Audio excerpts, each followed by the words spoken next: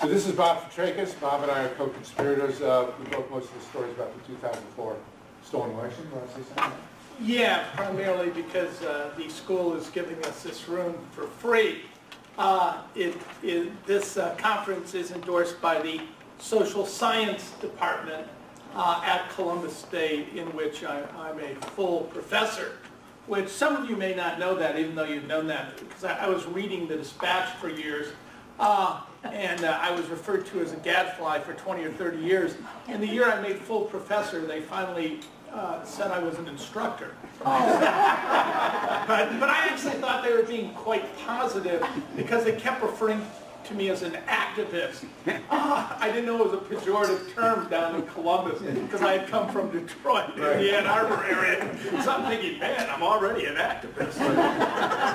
So Columbus State would like to welcome me in this space, actually. Suzanne's the supervisor of here, and again, a lot of people don't know, but her doctorate is in innovations and curriculum development, distant learning, and she supervises this area. So thanks a lot, and of course, anyone who knows us knows she did all the work. I'm kind of the front guy.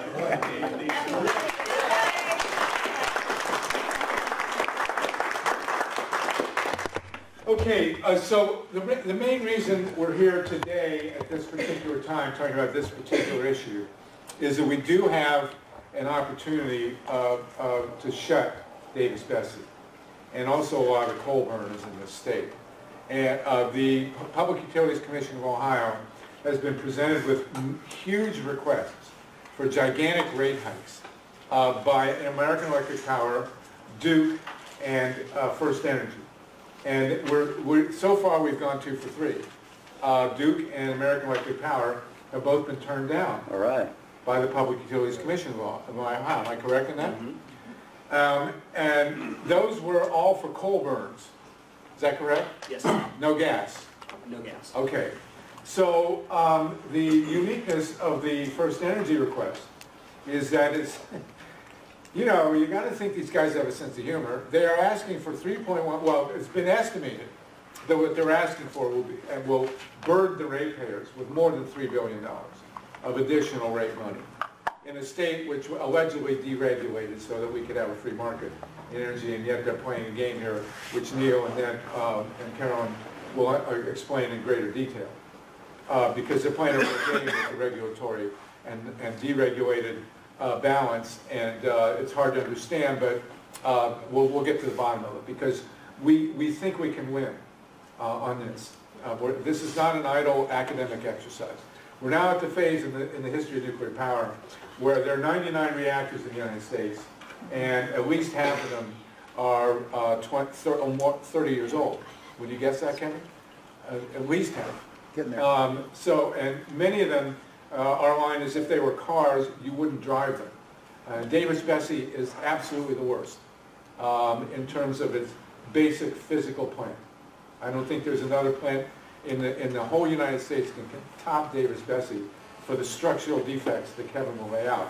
Now, the reason we're here to talk about it is if we can win at the PUC, and they were supposed to start their evidentiary hearing tomorrow. They did have some public hearings up north. They were quite, shall we say, lively, and they will the evidentiary hearings, which are begin June 15th. Is that correct, Neil? Although they may postpone again, and we do know that First Energy was not happy about the postponement, which maybe the speakers will describe, certainly Neil and Ned. But the point is that in those evidentiary hearings, we will not be allowed to testify, but they will be open to the public. And so what we originally called this because we thought the evidentiary hearing was going to be tomorrow. And there was a rally called for tomorrow, but that's been postponed. So one thing, when we strategize at the end of this, we want to discuss what we're going to do in June. And I would suggest we call another conference on the Sunday in June. That would be the 14th, and then have a rally on the 15th. We can talk about that. But it's something to keep in mind, okay? Because this kind of pressure does affect the decisions of the PUCO. And if we win at the PUCO on the First Energy case, which is appears to be less defensible than the Duke and the AEP requests, then First Energy has two places to go. They can go to court, and there are reasons why it's not likely that they win in court, and again, Neil and Ned will deal with that. And then they'll go to the legislature. And, you know, I don't go to the legislature anymore. It's like being surrounded by pod people. I've told people around the country, and they believe me, that it's a prerequisite for getting into the Ohio legislature to have a lobotomy before you can be in the House or Senate. The governorship has different requirements. But, so this is not an idle academic exercise. We're here to prepare to win this. If they don't get this rate hike, after going through the PUCO, the courts, and the legislature, there's a very high likelihood that Davis-Besse will shut. Which, you know, no more moving words can ever be spoken. I live in absolute terror every day from Davis-Besse, just from the fact that it's on this planet. So with that, we're going to start. Kevin is going to describe the ins and outs of Davis-Besse. Carolyn is going to talk about the community bill of rights and other issues. Ned will discuss the alternatives, especially efficiency and renewables in the state, and what's going to go on. And then Neil will finish with the basic lowdown of the case, the nature of the case, and where we're going to proceed from here. And then we'll strategize at the end. We'll either break into small groups, or this is maybe a group that's manageable, and have a strategy discussion. And this is about winning this. This is not about just general information. We're at that phase now where we can start to, we've shut 5 reactors in this country in the last 2 years. Every reactor in Japan is still shut after Fukushima because of citizen action. Germany is shutting all its reactors. France has turned away from nuclear power. The Hinkley plant in England, which has been a very big fight, is actually, it looks like it's going to go down, and we've just learned that this week. So this is a very important moment. And you know, every day that Davis-Besse operates, as you'll see from Kevin, is a day of terror for all of us. And so this is about getting educated, but it's also about action and about winning this, and finding the off switch, which we're very close to doing. So Kevin, without further ado, between 20 minutes and a half hour, and those of you who are, this is the ultimate terror film. We saw a preview of this last night.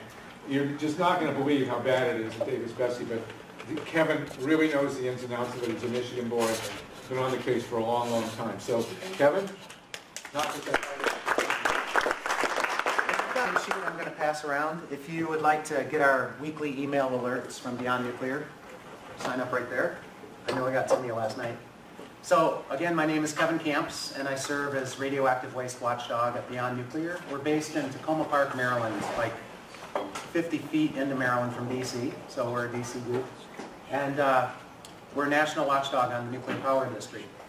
So I've been following Davis-Besse most closely since the hole in the head fiasco in 2002. I got kind of roped into some of that work. So that's when I got started. And a lot of what I'll talk about today, because it's the most significant, is the cracking that's going on at Davis-Besse. Because I want folks to understand, I don't know the breakdown of the $3.3 billion, what would go to Samus, what would go to Davis-Besse, but just ballpark, if half goes to Davis-Besse, I just want you all to know, as ratepayers, where your $1.5 billion is going to. Don't buy this pig in a poke. This is an incredibly age-degraded reactor that should be shut down years ago, if not decades ago. But to give it 20 more years, which is what they want a 2017 to 2037 license extension with the state and condition of this facility, and then for ratepayers to pay for it as well. Not that they're going to make any repairs. That's not what they're talking about. So. Why isn't the federal why isn't the federal government shut it down?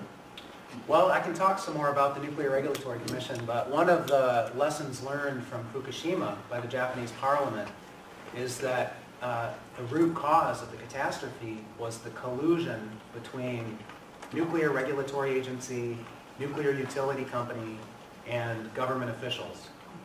That was their root cause analysis. Why was Fukushima Daiichi so wide open to these natural disasters? And Davis-Besse and other nuclear plants in this country are case studies in collusion, just like Fukushima Daiichi. The only thing is we haven't had the tornado we have, and I'll talk about that.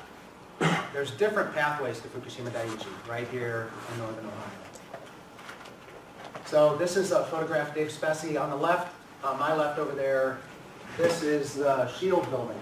It's about 250 feet tall. And what's in the very heart of that is the reactor pressure vessel containing the nuclear core. And then there's another layer of only 1.5 inch thick steel. That's called the inner steel containment shell. And then around that is this building, which is about 250 feet tall. It's got walls that are about 2.5 feet thick of concrete reinforced with steel rebar, and it's in real trouble.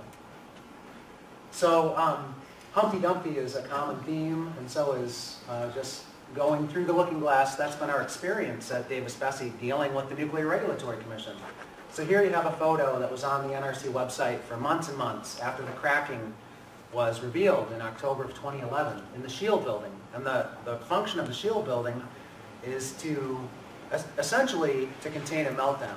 But what we've learned in the course of all these years of fighting the license extension is that actually that big shield building you see, it really wasn't designed to withstand the temperatures or the pressures of a meltdown.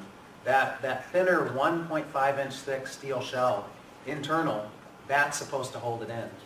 But whatever gets out of that, the shield building is supposed to hold up to an extent, and then that inner airspace, there's an empty airspace between the two layers, could be filtered to some extent, although they would permit some radioactivity to go out in an emergency. Well, the problem with this building is it's so badly cracked that the pressure and the heat and the steam that would come out with that radioactivity from inside might be just enough to topple the shield building itself to like a 90% depth. And so if it's 30 inches thick, that would be 27 inches of the shield building crumbling. So you'd have very little left. And that figure comes from an NRC smoking gun email that we got through Freedom of Information Act. And the reason for Humpty Dumpty, besides, you know, he fell off the wall and all the king's horses and all the king's men couldn't put him back together again, we don't want that to happen at Davis-Besse, was this little exchange he had with Alice where Humpty said, a word means whatever he says it means, nothing more and nothing less. And Alice said, but how can a word mean so many different things? And Humpty said, it's simply a question of who is master, and that is all. And that's the nuke speak that comes out of the Nuclear Regulatory Commission and First Energy. Okay, the reason I call it radioactive Russian roulette, we'll talk briefly about how many near misses Davis-Besse has had. Probably more than any other reactor in the United States, probably in competition worldwide. Of course, there are reactors that did go over the cliff edge. You've got 3 Mile Island, you've got Chernobyl, you've got Fukushima times 3. Well, Davis-Besse's been up to that cliff edge any number of times. So this is pre-operations. This is construction of Davis-Besse, 1972, I learned last night. This is severe flooding due to seiches on Lake Erie. That's where the wind blows so hard that it actually blows the lake up on one of the shorelines. So severe flooding, and this is the shield building under construction without a roof. And we learned, digging through the documents on this cracking stuff, that Davis-Besse, the shield building, was open to the elements for many years. It took them many years to build the cylinder. Then they left the dome off for a number of years. Then they left a big hole in the side so they could put the reactor pressure vessel in. It's a large item. They didn't put it in originally. The steam generators. All that time, it's exposed to the elements. It's getting degraded over the course of years before they even fired up. In fact, the first cracking documented at Davis-Besse was in 1976. That's a year before operations. It was up at the dome. They call it shrinkage cracking. More of that flood. So the first radioactive bullet dodged at Davis-Besse was on September 24th, 1977, referred to as a 3 Mile Island meltdown precursor incident. The two plants are identical in design. And fortunately, somebody came on shift at Davis-Besse in the midst of this crisis and was able to put the puzzle together and avert a disaster that day. The problem is that lesson learned about this, you know, diabolical thing that can happen at this design was not communicated to industry. And so the 3 Mile Island accident, the meltdown, 50% meltdown, happened 18 months later, despite the efforts of an NRC whistleblower who tried to get the word out at great risk to his own career. Another near miss at Davis-Besse was the loss of cooling to the reactor core for 12 minutes in June of '85. It had to do with a steam generator dryout. This is a steam generator innards. You can see many thousands of thin-walled tubes. And Terry Lodge in Toledo has told me stories about this, and I finally got a hold of the documents from the NRC. It was an Indiana Jones-like situation. They knew they had lost cooling to the core. They're sending workers sprinting down dark corridors with flashlights to get to valves, to turn them on, to get the cooling back going to the core. The valves are padlocked shut with chains and padlocks. So they have to cut through chains and padlocks in an impromptu fashion to restore cooling to the core. And luckily they did. This is a steam generator. It's actually up in Canada. And they were going to boat these through on Lake Erie, and we stopped them. So a lot of these stories are grassroots success stories. But it gives you an idea of how big these things are. This is an old one being removed from a Canadian reactor. They put new ones in. We're going to talk more about that at Davis-Besse too. What is that thing? It's called a steam generator. And at a pressurized water reactor like Davis-Besse, it's where the inner loop of radioactive cooling water goes through the heart of the steam generator, and there's outer loops that then pick up the heat and make steam and turn the turbo generator and make electricity. Those are supposed to be non-radioactive loops. There is leakage, but at the heart of this thing, these are very radioactive, and it's a very safety significant system because if you break tubes, if you break enough tubes all at once, you can lose cooling to the core. And we've had tubes blow around the country. That's why they replaced the things eventually. So another near miss at Davis-Besse was this tornado strike in June of '98. And you can see, this is not the tornado. This is an image from Calvert Cliffs in Maryland. These are nuclear power plant workers. This is the nuclear plant. I think it was an EF5 out on the Chesapeake Bay that devastated the town called La Plata. At Davis-Besse, they didn't know the tornado was coming. The control room doesn't have windows. They weren't listening to the radio. They weren't listening to the TV. Nobody thought to call them. They were unaware until a guard in the guard shack out on the road saw the funnel cloud coming. So he called the control room, which gave them, I don't know how much time. Was it seconds? Was it minutes? To shut down the reactor, which they did. They scrammed the reactor. It's now not a chain reaction going on. But you have to cool the reactor for days, as we saw at Fukushima Daiichi. The Fukushima Daiichi reactors, supposedly, shut down with the earthquake automatically, as designed. But you got to cool those reactors for days. They're so hot. And so there's a lot of folks who think the earthquake may have done in Unit 1. There may have been a meltdown in progress before the tsunami even hit, 50 minutes later. But certainly the earthquake took out the grid at Fukushima Daiichi. So no off-site power to run cooling systems. The tsunami, 50 minutes later, took out the emergency diesel generators. That was the backup. They're gone. No electricity to run the cooling systems. So at Davis-Besse, this tornado destroyed the grid.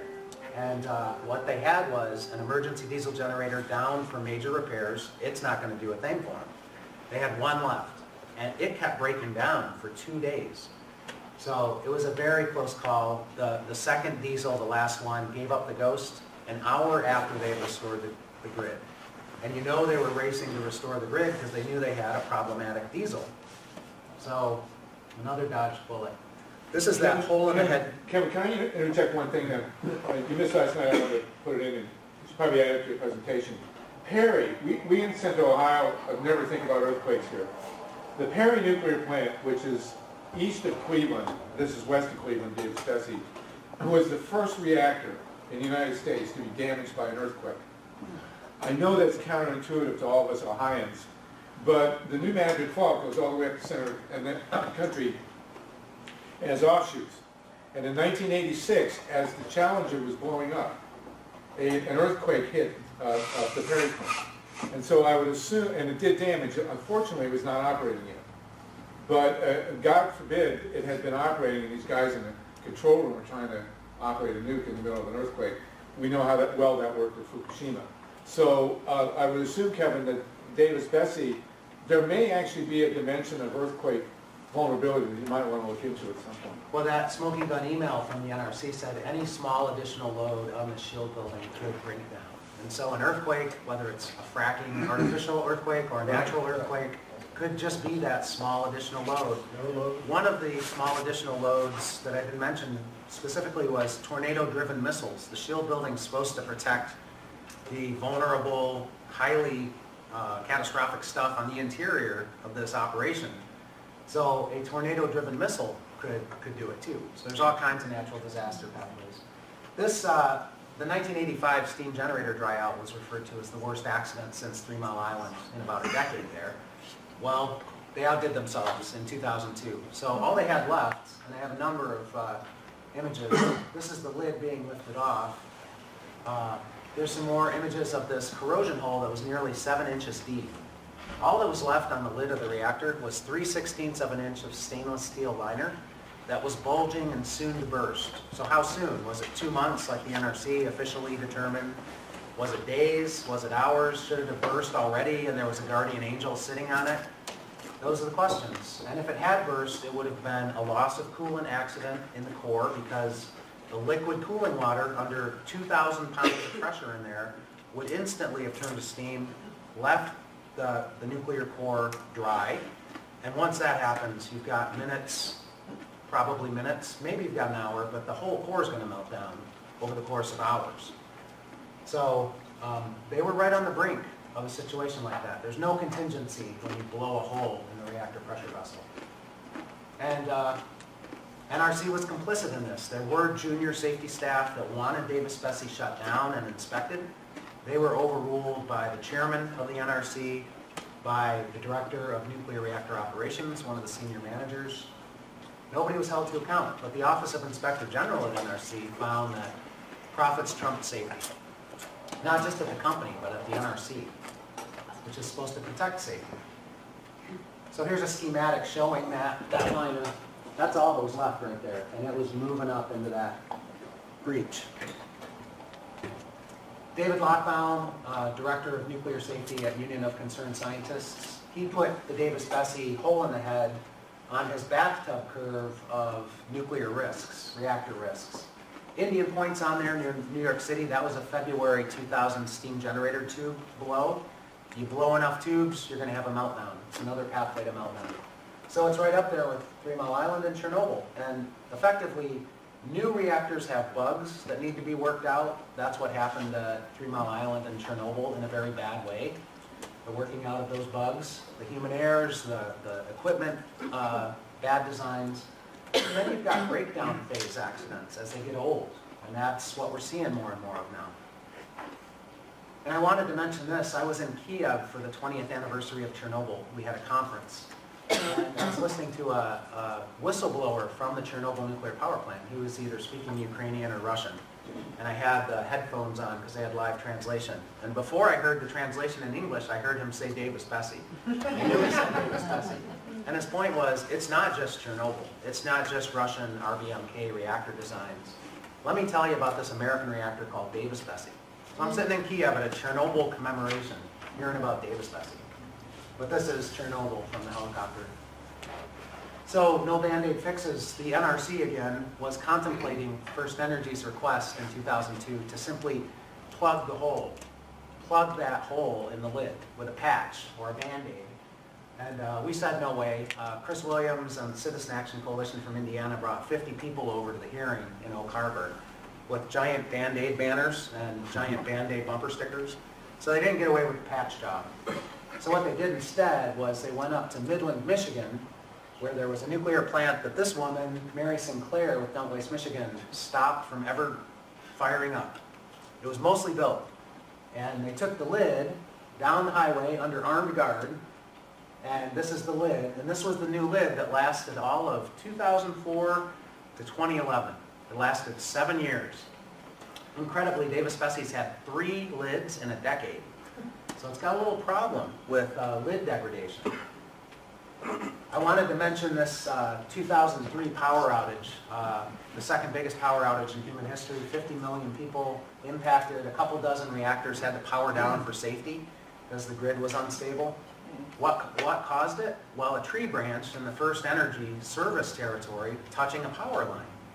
So why didn't they trim the tree branches? They know they're supposed to do that, right? Well, they had hemorrhaged $600 million on this hole in the head fiasco. Between the record fine from NRC, that was $34 million, and replacement power costs, and buying the lid from Midland and putting it on. And anyway, some good came out of it. There's a really great beer out of Cleveland Brewing Company named after the power outage. So another big risk at Davis-Besse is over 600 tons of high-level radioactive waste, probably 75% of which is in the pool, which is outside radiological containment, incredibly enough. And needs to be cooled all the time. And incredibly enough, too, the NRC doesn't require emergency diesel generator connection to the pool. Because if you lose the grid, it's going to come back, right? I mean, except at Fukushima Daiichi, it took them 10 days to turn the lights on in one control room. So, very optimistic assumptions.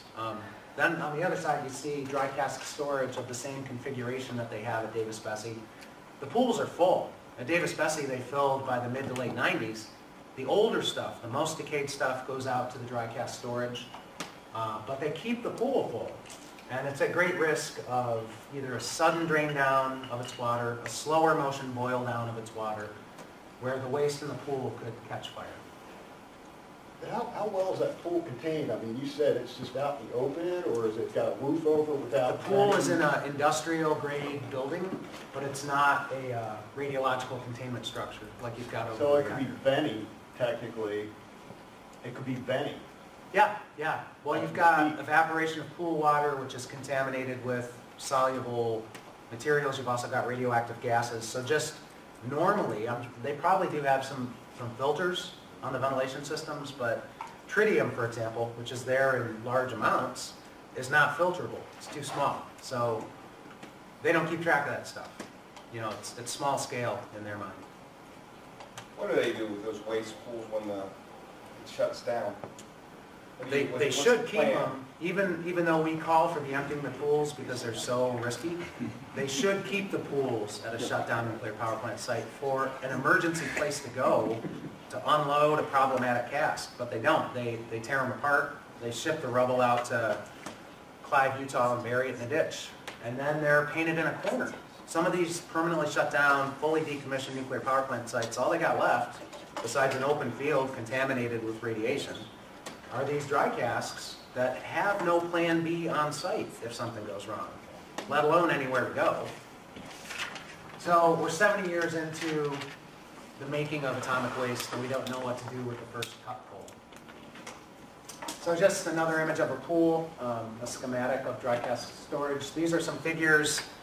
Over 600 metric tons of heavy metal, of high-level radioactive waste at Davis-Besse. Compare that to the 220 tons at Fukushima Daiichi Unit 4, which was a global catastrophe that fortunately they've gotten that waste out of that pool now. Davis-Besse probably has close to 3 times as much waste in its pool, and you know, let's hope nothing happens there. Although it has leaked internally to the plant. We learned that a couple years ago. Davis-Besse's pool is suffering leakage. That breaks down to 1,300 irradiated nuclear fuel assemblies, which is approaching 100 million curies of radioactivity. And I gave that example last night. At a state-of-the-art research hospital like in St. Louis, Washington University, 1,000 patient rooms and laboratories, nuclear medical program, 2 curies in the whole place with precautions and safeguards so that nothing goes wrong with it. In that pool, there's approaching 100 million, not 2, 100 million curies. So some good news, we won a major court case in June of 2012 called the Nuclear Waste Confidence Policy. At NRC, we call it a nuke waste con game. They never did an environmental impact statement on the generation of high-level radioactive waste, incredibly enough. And finally, with the help of Diane Curran, who's a Washington, D.C. lawyer, coalition of 36 environmental groups, including groups back this way, Davis-Besse is in the middle of this lawsuit. Attorney generals from the state of New York, state of Vermont, other states, the courts ruled our way and required NRC to do a long overdue environmental impact statement on high-level radioactive waste generation. explicit orders. Look at pool fire risks. Look at pool leakage risks. Look at the possibility that a dump site will never open to take this stuff, and it'll be stuck at the reactor sites. And the NRC, in short, has flouted the court order, ignored tens of thousands of public comments, and just done this, very shallow environmental impact statement, really just going through the motions, pretty absurd stuff. For one example, assuming that once every 100 years, once the pools are gone at these shut down reactor sites, the dry cask storage will be replaced in its entirety. And when we ask, well, how are you going to get it out of the old one and put it in the new one? This stuff's deadly radioactive. It has to be behind radiation shielding at all times. Oh, we're going to have dry transfer systems, these hot cells that don't exist, haven't been built. They have no idea where the money's going to come from, who's going to do the work, who's going to be in charge.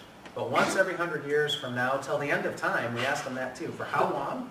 Oh, indefinitely. Do you mean forever? Yeah, we don't have a cutoff date. Well, the waste is only deadly for 1 million, or it's more than that, but no, we'll keep going after that. What year was the court order? We won that case in June 2012, and we're going back to court real soon, because they're going to try to rubber stamp this 20-year extension at Davis-Besse. And when they go downward with their rubber stamp, we're going to move in and try to get an injunction.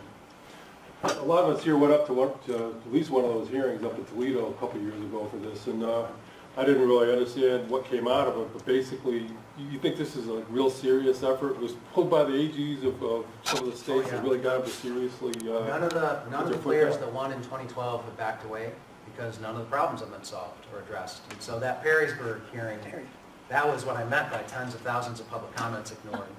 They didn't listen to us that day. They went forward with their half-baked idea. So this is Terry Lodge of Toledo. He's been our lawyer at Davis-Besse fighting the license extension. He's been fighting Davis-Besse since it fired up in '77, pretty much. This is our coalition of groups. This was our expert witness, still is. We said that renewables and energy storage were sufficient to replace Davis-Besse's 900 megawatts electric. And he did the technical report that showed it. Several northern Ohio municipalities with solar PV on the roofs of households and businesses could do it alone. Wind power could do it alone. Certainly the two, solar and wind together, could do it. And what made it all the more ironic that First Energy was fighting us was that they own a compressed air energy storage facility in Norton, outside of Akron. They could be part and parcel of this scheme. And our only legal hook was under the National Environmental Policy Act on the environmental impact statement for the license extension. They're supposed to at least look at these possibilities. They're supposed to take a hard look. They don't have to do the right thing, but they're supposed to at least know what the options are and make that knowledge available to the public and to decision makers. They didn't do it. And the hearing board, the Atomic Safety Licensing Board, said, yeah, we'll give you a hearing on this stuff. You've done your homework. And the NRC commissioners reached in at First Energy's request. They filed an appeal and overruled the hearing board and said, no, there's not going to be a hearing on this. So that's the NRC in action right there. So we often refer to the licensing board process as a kangaroo court. Ironically enough, we had a kangaroo court session in Port Clinton 10 days before Fukushima began. And when I raised the report that NRC had done and tried to cover up in the early 80s about casualties, deaths, injuries, property damage, losses, downwind of Davis-Besse in a large-scale radioactivity release, First Energy, the NRC staff, who was also against us, and the licensing board judges all claimed to not know what report I was talking about. It's called CRAC-2. It stands for Calculation of Reactor Accident Consequences. It's well known, and apparently I hadn't used the official title. But it turns out one of the licensing board judges was involved in the study. So they all knew exactly what I was talking about. They pretended otherwise. So this is Michael Keegan in the Humpty Dumpty suit, and when the cracking was announced in October 2011, NRC said, go ahead, start back up once you've patched your hole, because they had to replace the lid again. To get these large items in and out, they have to make a hole in the shield building. So once they raced through the patch job, NRC just gave them a green light, and they said, you got to figure out what happened why it's cracked. They discovered the cracking when they had the hole. And their root cause, they pointed to, here's that breach where they were getting the old lid out, putting the new lid in 2011, was the blizzard of 1978 did it. That's what caused the cracking. And as soon as we heard that, we said it was a snow job. There's probably dozens of causes of cracking. I mentioned the one, that the building was open to the elements for years during construction, right? And they've just stuck with this one, and the reason they stuck with it was not aging related. The only issues you can bring up in a license extension intervention are aging related issues. So they shut us down for years by saying the cracks happened in '78, they haven't gotten worse, they'll never get worse, you can't bring this up. I wanted to, applaud Congressman Kucinich because the only information we were getting was through him for a solid year until we got our FOIA results. And he was fully supportive of us getting that FOIA response. So the NRC is, very complicit with industry in these cover-ups. This is the whitewash. This was the only action taken by First Energy in response to the cracking. It happened in August to October of 2012. It happened 40 years too late. They should have done this in the early 70s to protect the building. And we warned them about unforeseen consequences of doing it now. And that's exactly what has happened. Little did we know, as we were fighting this proceeding back then, First Energy already knew they had water in the walls, saturated concrete in there. By painting it, they locked that water in the walls. The heat of the reactor drives the water to that paint job, and it can't get out. And it's piled up behind that paint job. Some 10 or 12 inches of the exterior layer are saturated with water. And they didn't tell us until July of 2014 that every time it freezes, then thaws, and then freezes again, they do have crack growth. It's called ice wedging cracking propagation. To the tune of about a ½ inch every time that freeze-thaw-freeze happens. So the cracks are growing as we speak. And, we could never get it right. We were either too early or we were too late, just like the Mad Hatter Tea Party, where Alice wanted some jam for her toast, and they informed her that, there was jam yesterday, and there will be jam tomorrow, but there's never jam today. So, and it was constantly off with our heads by the licensing board. We couldn't do anything right. They don't want to hear the merits of these concerns. This is our expert witness at Davis-Besse, specifically on the steam generator replacement project. And Sierra Club, Pat Marida's here, was right at the table with us that whole time. Helped get some funding to Arnie, and he's world known since Fukushima. He's a whistleblower himself. They ran him out of the industry a long time ago. He was Friends of the Earth's expert at San Onofre, units 2 and 3 in California. The steam generator degradation was so bad that those 2 reactors permanently shut in summer 2013. Arnie played a big role, and it happened just after we'd intervened against the steam generator replacement at Davis-Besse. But Arnie showed, just like at San Onofre, these were not identical steam generators replacing the old ones. And they should have had full-blown public hearings, licensing hearings. They didn't do any of that. The company said, oh, they're pretty close, just let us do it. NRC said, oh, okay, go ahead. We got steamrolled at Davis-Besse. They had done it at San Onofre that same way and paid the consequences. That's a multi-billion-dollar boondoggle at San Onofre. We'll see what happens at Davis-Besse. We're concerned. San Onofre, nuclear lemons. I wanted to talk about, so this is when we found out about the cracks growing. It was September of 2013. First Energy divulged this information. They'd sat on it for a month. Have to look at the timing and see where our proceeding was at during that month. New cracks as well. This is the 50-mile zone, and that's why the Canadian group is a part of our coalition. It goes well into Ontario. Dr. Mark Cooper at Vermont Law School wrote a report in July 2013 called Renaissance in Reverse, Nuclear Renaissance in Reverse. He had a list of the 12 reactors in the country most at risk of near-term shutdown. Davis-Besse's on that list for a variety of reasons, from physical infrastructure degradation to local opposition, which I felt good about, that we got on this list for that.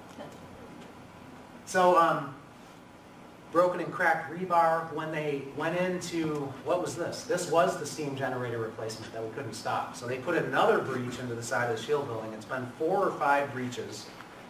Arnie says it's more than any other nuclear plant he knows about. He's been doing this for 45 years. So we warned every breach risks damaging the building more.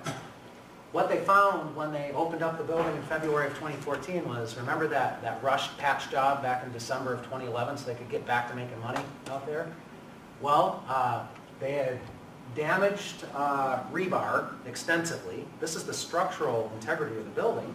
And they had forgotten to refill the wall with concrete. So what they had was 3 inches of interior, kind of drywall, so to speak. They had another 3 inches on the exterior, and 24 inches of open air in between, down in a portion of that breach. So if a tornado missile hit that place, it wouldn't have taken it. If pressures inside had built up, it probably would have given. There's no, there was no structural integrity. Nobody paid a fine, nobody got in trouble. NRC was like, thanks for letting us know. Yeah, that's Fukushima Daiichi Unit 3 over there. This is Chris Williams, we brought through Northern Ohio last fall. I mentioned he's from Indiana, Citizen Action Coalition, ran that group for 25 years, was involved in Davis-Besse. And we brought him through because he just helped shut down Vermont Yankee. And so the 5 reactors, I mentioned San Onofre and Vermont Yankee, Crystal River in Florida, which tried to do a breach of its containment internally without hiring the experts from outside, fatally cracked their building, permanent shutdown.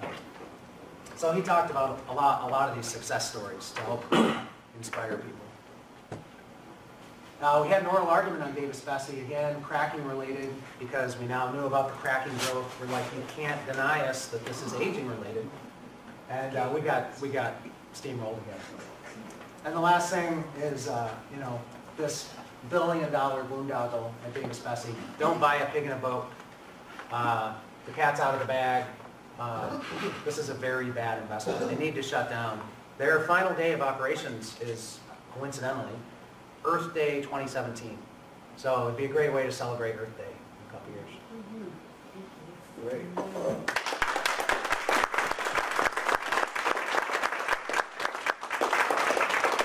Thank you, Kevin. That's fantastic. So the question now is, how do we flip the off switch?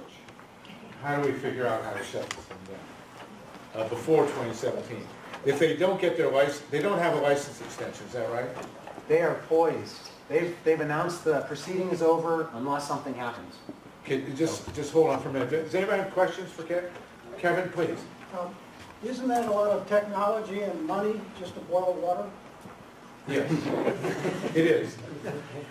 So the question is, how do we get them stopped? If they don't get a license extension, technically they're supposed to shut on Earth Day 2017, but the Indian Point reactor is a 2 or 3.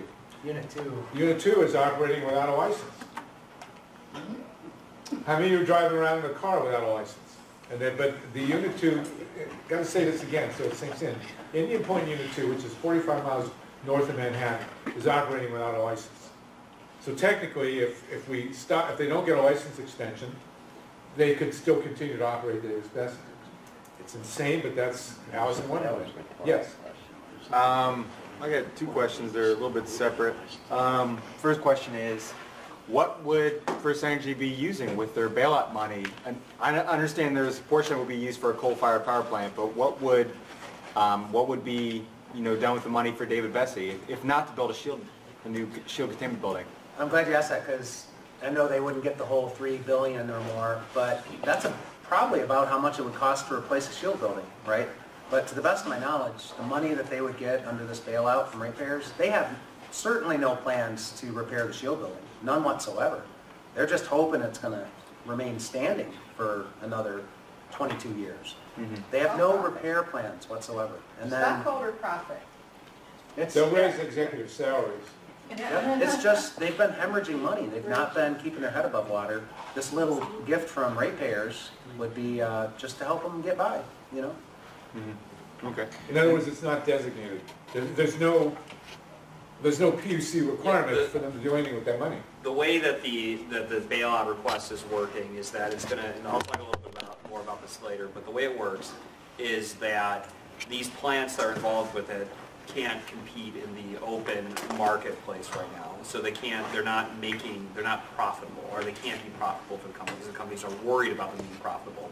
So what the companies are doing is they will set what they see as what the rate should be for buying power from it. Consumers will pay this new rider on their bills that will purchase all of the power that facility that facility produces at whatever the rate is that they determine.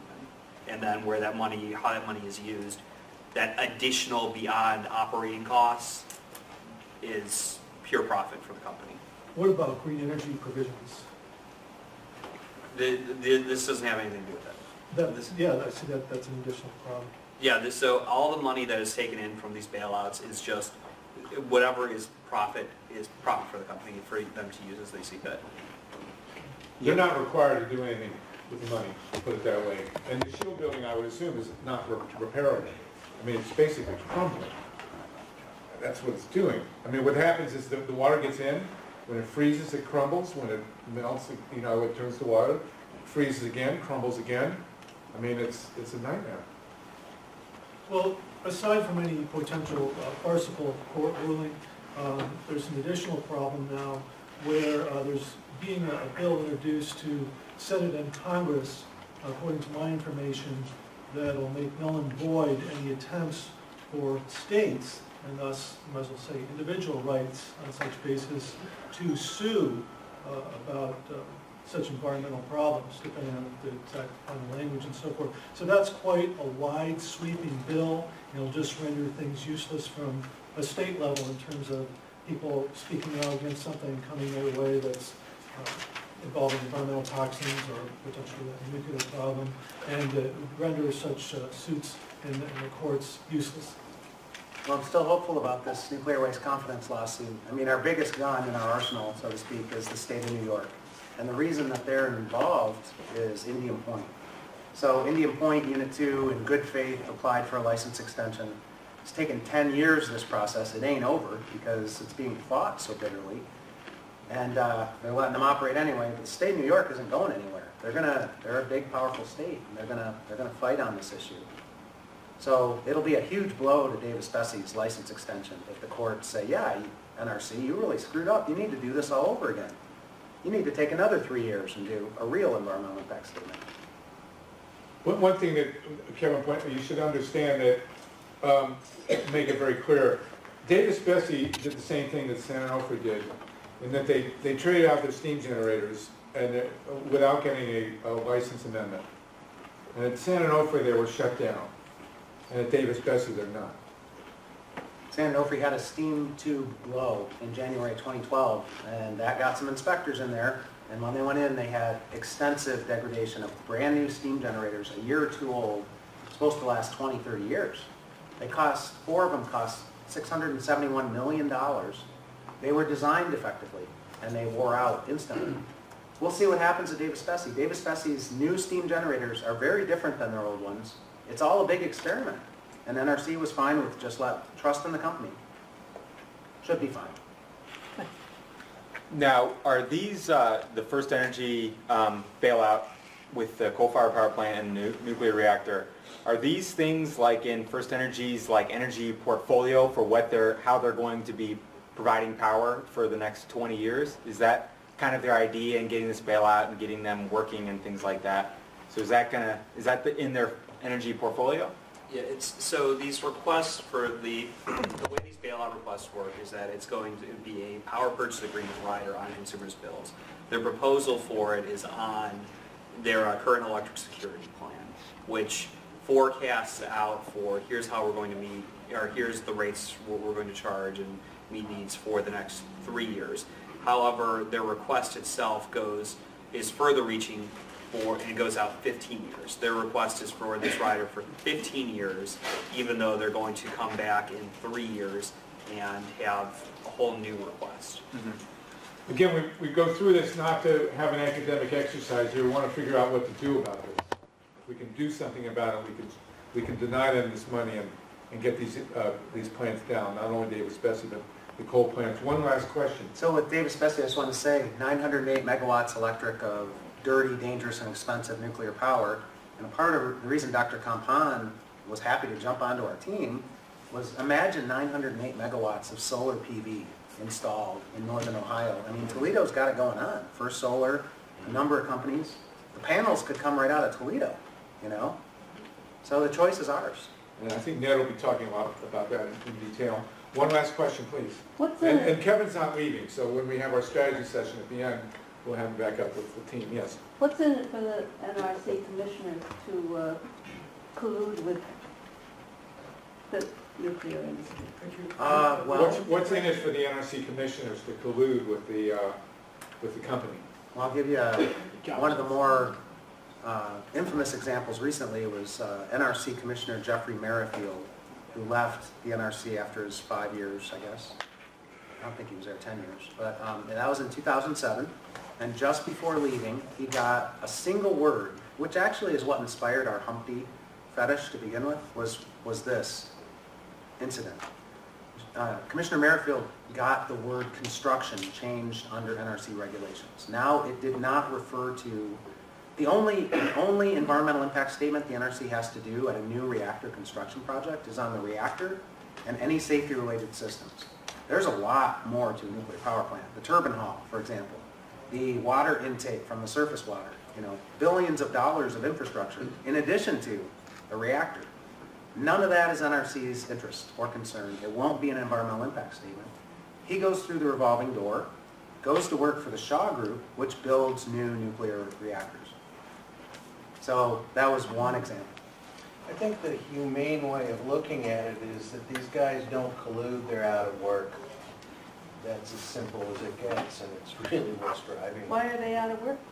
Because they would have to shut this industry down if they didn't Oh, collude. good point, yes, of course. Right. And the They're NRC, by the way, covering for each other, and they live in an environment where they don't hear our side, so they don't think that what they're doing is as wrong as we do. right.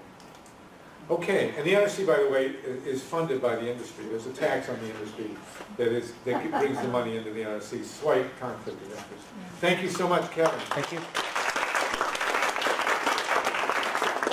Next, we have Carolyn Harding from the Kamps Community Bill of Rights. A great local base on screen. And said, no, the commercial reactor can't explode. The 4 reactors that exploded at Fukushima were General Electric reactors. Made in the United States, half the reactors in this country are General Electric. Price-Anderson Act of 1957 exonerated or exempted or protected, however you want to phrase it, the nuclear power industry from liability from a major disaster. They put up a fund, at the time it was $540 million. What is it now, Kevin? $12.5 billion. $12.5 billion. Which is a drop in the bucket. And so what we're dealing with is a corporation, First Energy, that has absolutely no consequence for a major disaster at Davis-Besse. And so when you're asking a nuclear power corporation to put money in to protect the public, it's not in their financial interest. They have no financial liability from the thing blowing up. And so it's cheaper for them to have it blow up than to fix it. And that's really the reality of the situation. Kevin, you want to, is that accurate? Yeah, it's accurate.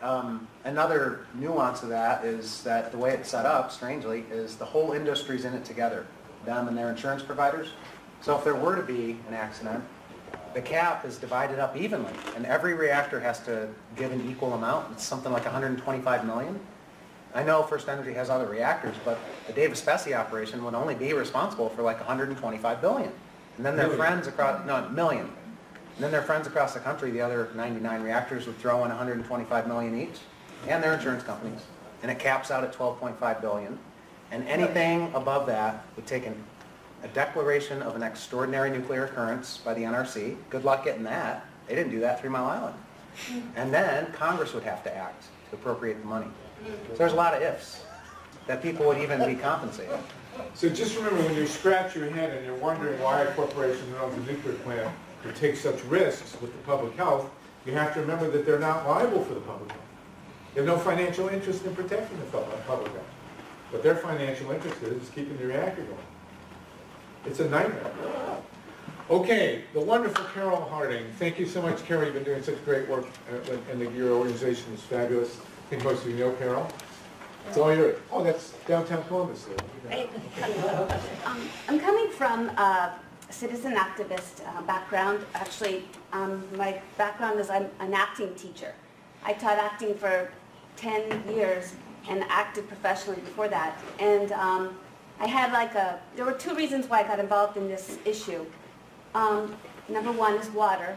Number two, I had a midlife, transition. And I was looking for something to change from teaching. And so I was volunteering all over the place. And one job, I was volunteering for Ann Fisher, WOSU radio. And she asked me to research fracking for an upcoming presentation she was doing. So I started reading. I had never really heard about it. But I was concerned about water before that because of the blue-green algae situation up in Lake Erie. This is really close to Davis-Besse. And quite honestly, I never worried about Davis-Besse. I knew nothing about it, but I grew up going up to Lake Erie with my family since I was a child. And these are my kids and my nieces last year. But what happened was the blue-green algae situation was growing. And so I testified for OEC for a water withdrawal bill that Lynn Watchman was sponsoring. And they gave pretty much industry free water, and as much water as they wanted for probably getting ready for the fracking that was going to happen. But so I was concerned about water already, and I testified about Lake Erie and water withdrawal.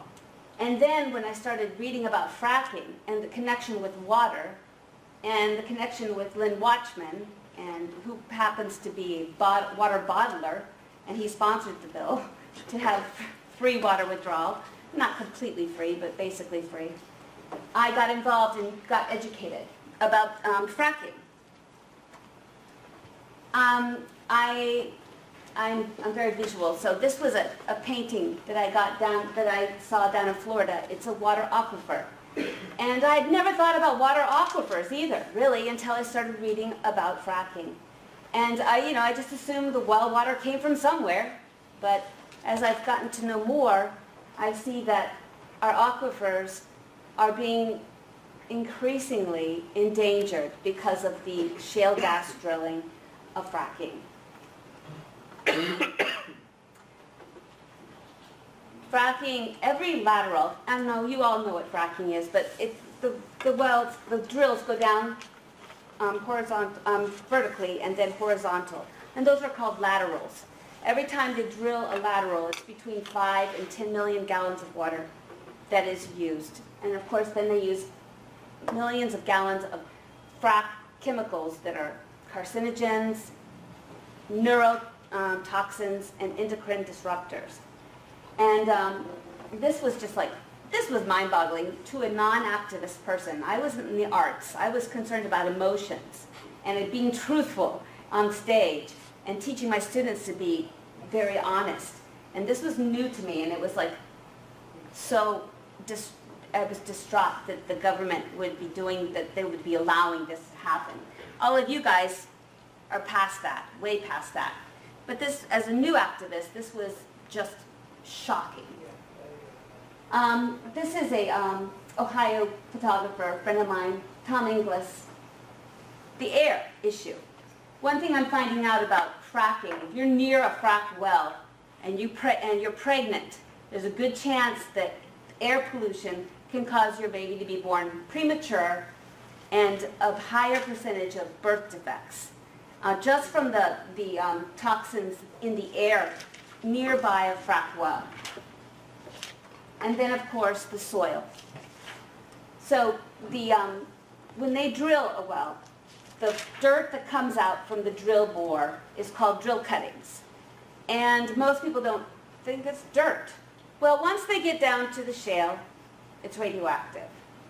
Black shale is radioactive. It's hot. That's where they're looking to crack open the shale for the gas. So when they're pulling up that horizontal leg of the shale, they're pulling up radioactivity, okay? And what do they do with this? Well, there's so much of it, that basically in the budget bill last spring, they redefined what drill cuttings are. The legislators did, by a stroke of a pen, from T-norm to norm, which means technically enhanced natural occurring radioactive material, which has to be regulated for radioactivity, to norm, naturally occurring radioactive material. So now drill cuttings are deregulated in Ohio, only Ohio. Every other state, it's T-norm. So now they can put that dirt coming up from all these boreholes in our municipal landfills, which is where they can, when the rain comes down on them, and it's highly water soluble, it's radium-226 and 228. That's the primary radionuclides that come out. So when the rain comes down, these radionuclides can get into the water, water underneath the landfills and into our water supply of our cities. This is really sad to me, and it's so perfect. When I lived in New York City and I was studying acting, and I would have dreams of cornfields, and that's when I knew I had to come back to Ohio. I missed the land. I missed those beautiful cornfields, driving up 23 straight up through Bucyrus up to Lake Michigan. To me, it was like it just represented just Ohio.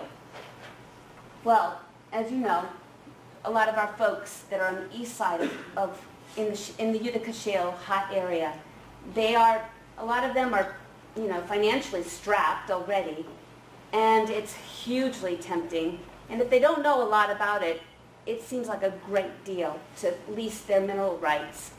And some folks lease their mineral rights, sell their land, and get out of town.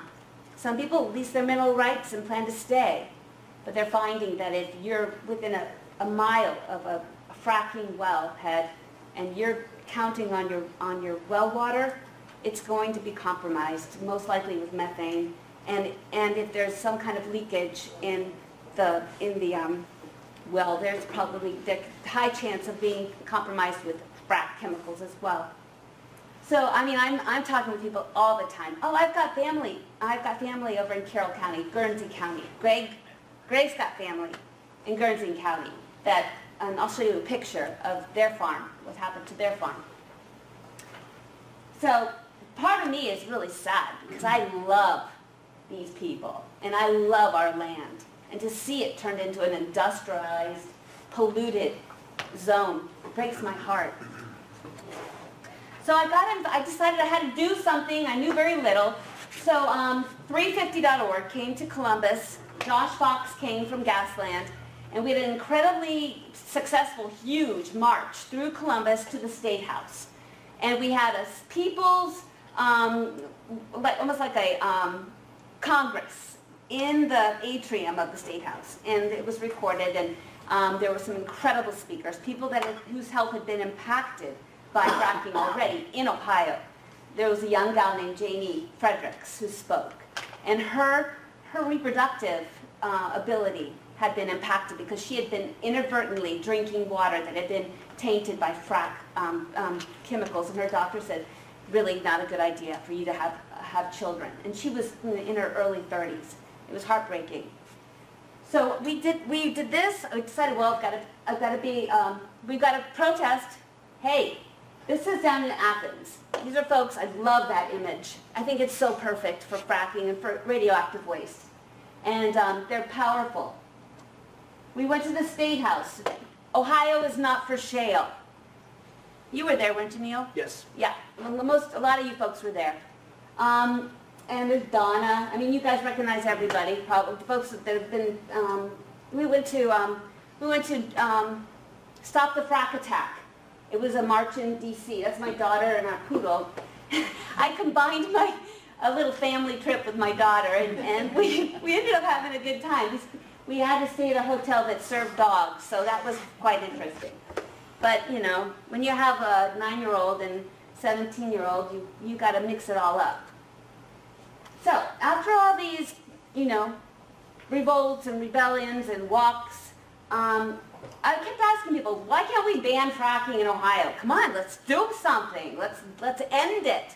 They go, well, you can't. You're going to get sued. It's not possible. People don't know enough about it. And I said, well, we've got to do something.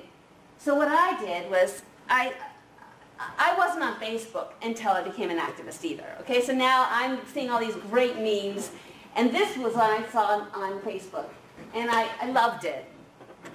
And so what I did was someone told me, well, why don't you just do a petition online? So I went to moveon.org and created, "We the people of Ohio ban fracking and toxic injection wells. We want sustainable energy, clean and safe water, air and land." Boom.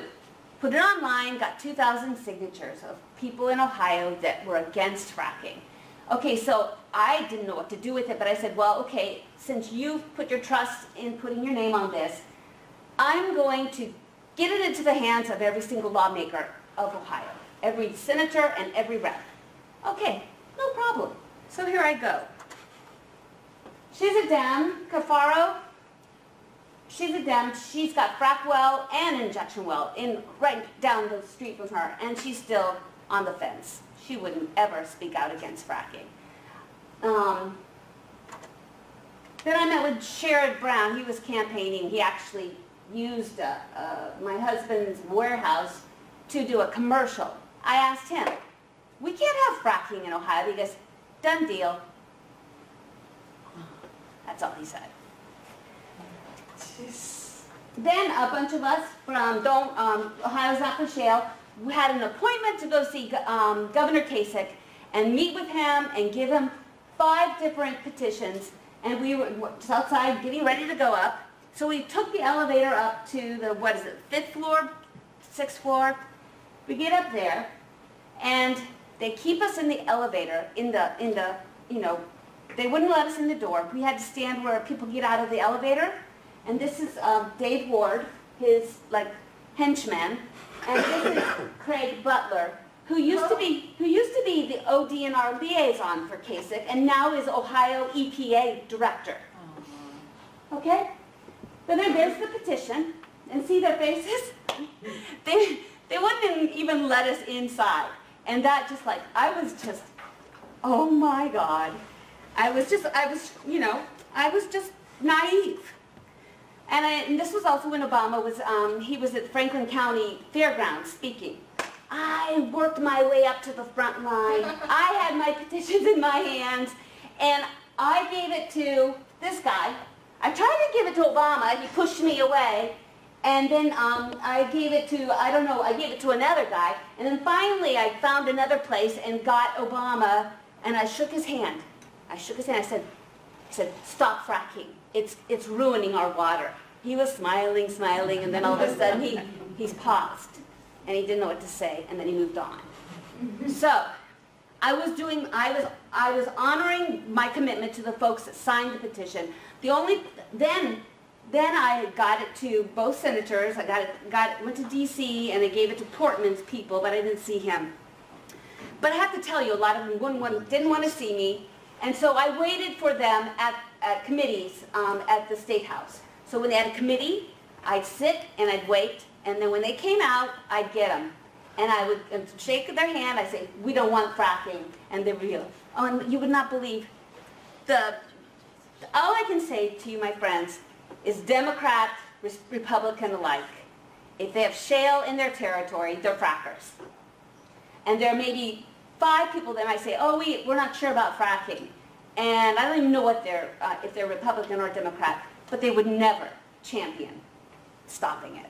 Not right now. Yeah, this is it, basically. This is it.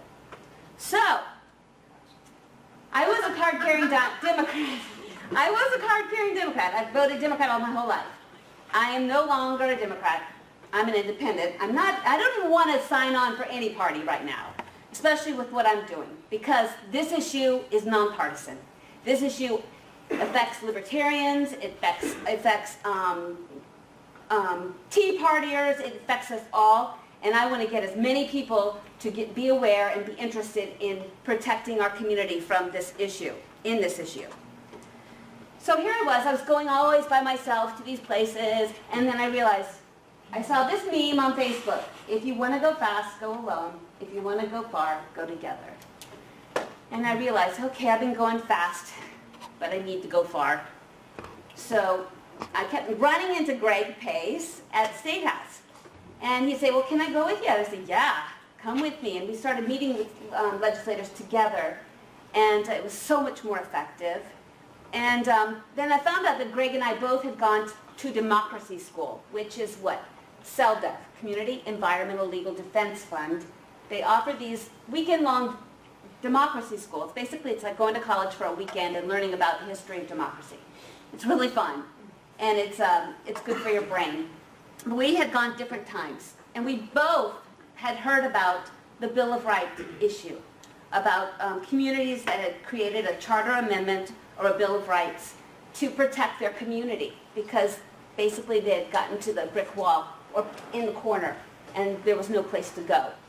So, and at that same time, it was when all the activists, all the grassroots activists were beginning to be aware that fracking was radioactive. For a long time, it was all the chemicals that we were concerned about. You know, all the water, but now these studies from Duke and Iowa were linking the frack waste, the water waste and the solid waste with radioactivity. And then it was just like, it electrified the activists, because we realized this, surely people are going to be concerned about this, radioactivity in their watersheds.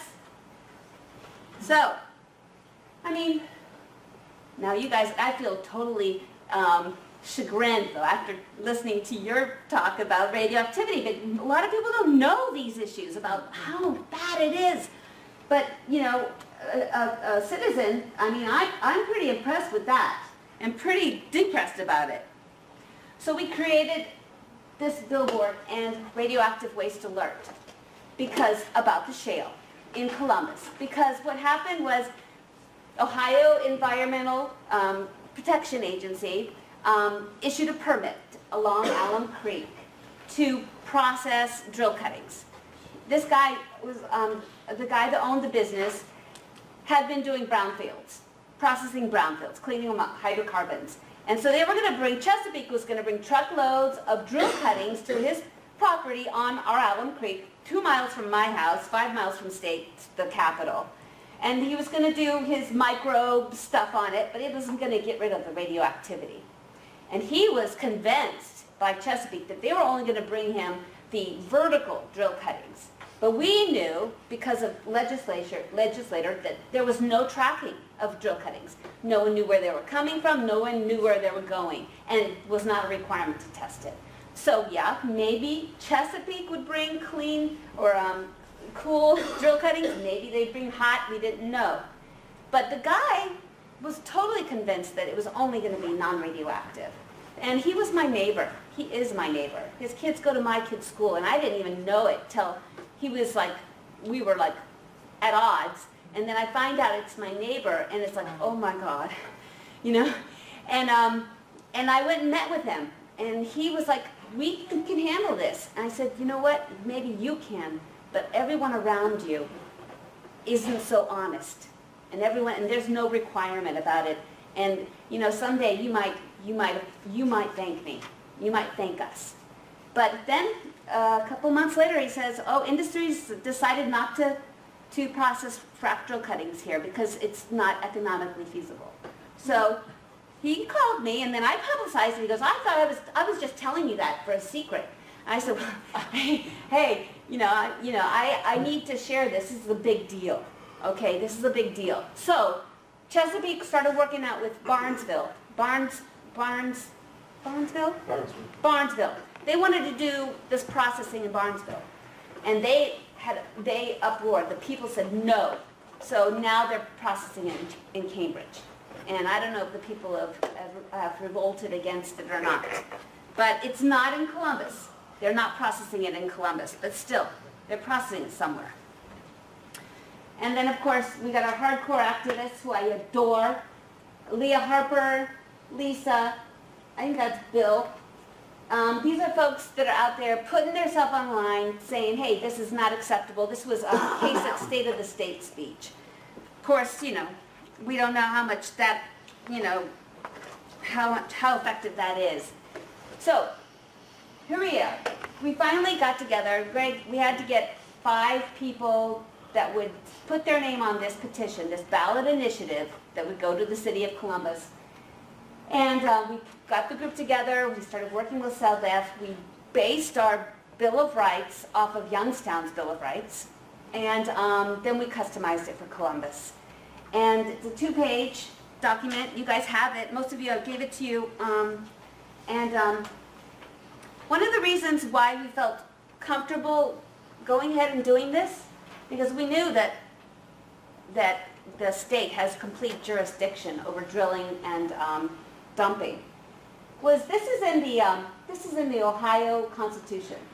All political power is inherent in the people. Government is instituted for their equal protection and benefit, and they have the right to alter, reform, or abolish the same whenever they may deem it necessary. And no special privilege or immunity shall ever be granted that may not be altered, revoked, or repealed by the General Assembly. So, we know that we can change law. We're allowed to. It's in our Constitution. However, they're doing a modernization right now of the Ohio Constitution. I'm scared to death they're going to mess with this. You know, so I went to one of the meetings and I said, have they touched the preamble, the Bill of Rights? He goes, not yet. So those of you who like to go to the State House, that's a thing to go to. That in and of itself is a statement that the General Assembly can't do anything with that power. They can't. Hopefully. Literally. Hopefully not. If they do, then that's a sign that, well, yeah. So. They revoked and repealed something that says right there they can't revoke and repeal. Right. Well, thank goodness. I hope that. But I know. That holds. I know that there's a lot. They get around. They're slippery. That's them. That's what's going on, and it's a real interesting group of people. And if you guys are interested in the Constitution history or what's going on right now, it's open to the public. So go online and you can find out about it. Here's the Bill of Rights that we're working on, and I just want to go over real quick the main tenets of it. Number 1. Right to local community self-government. That means local control over shale gas waste, dumping, drilling, and infrastructure.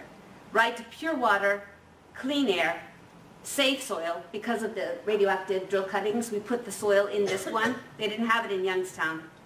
Right to peaceful enjoyment of home, because if you're in a drill fracking area, it's loud.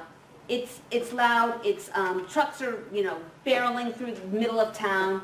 And you have a right to your home, peaceful enjoyment. Now this right to be free from toxic trespass, and this is a really interesting one, right of natural communities. Because now the way it is, only people that live next to rivers, wetlands, creeks have a say about how to protect that water. This would give anybody in the city of Columbus the right to sue in honor of one of those natural communities. And then the last one is a right to sustainable energy future. That's not a requirement, it's a right. So it's not like you have to do it if you pass it, but we want to have that freedom. So it's 2 pages. I'm not going to go through the whole thing, but I wanted to, how am I doing with time, Harvey? You're fine. Take another, we had you break finishing at 2:30, so you're only 10 minutes behind. Okay, I'm going to keep moving real quick. This is the kickoff. Bob was there. We had some incredible speakers. We are getting petitions, folks. We need 10,000 signatures by July if we want to get it on the November ballot. We went to the climate march, which was a highlight in my life, with Sierra Club planning it and having the buses take all of us. And real quick, I went to the interstate oil and gas annual meeting, and all the DNRs from the whole country were there. And our guys were talking about the state of play in Ohio.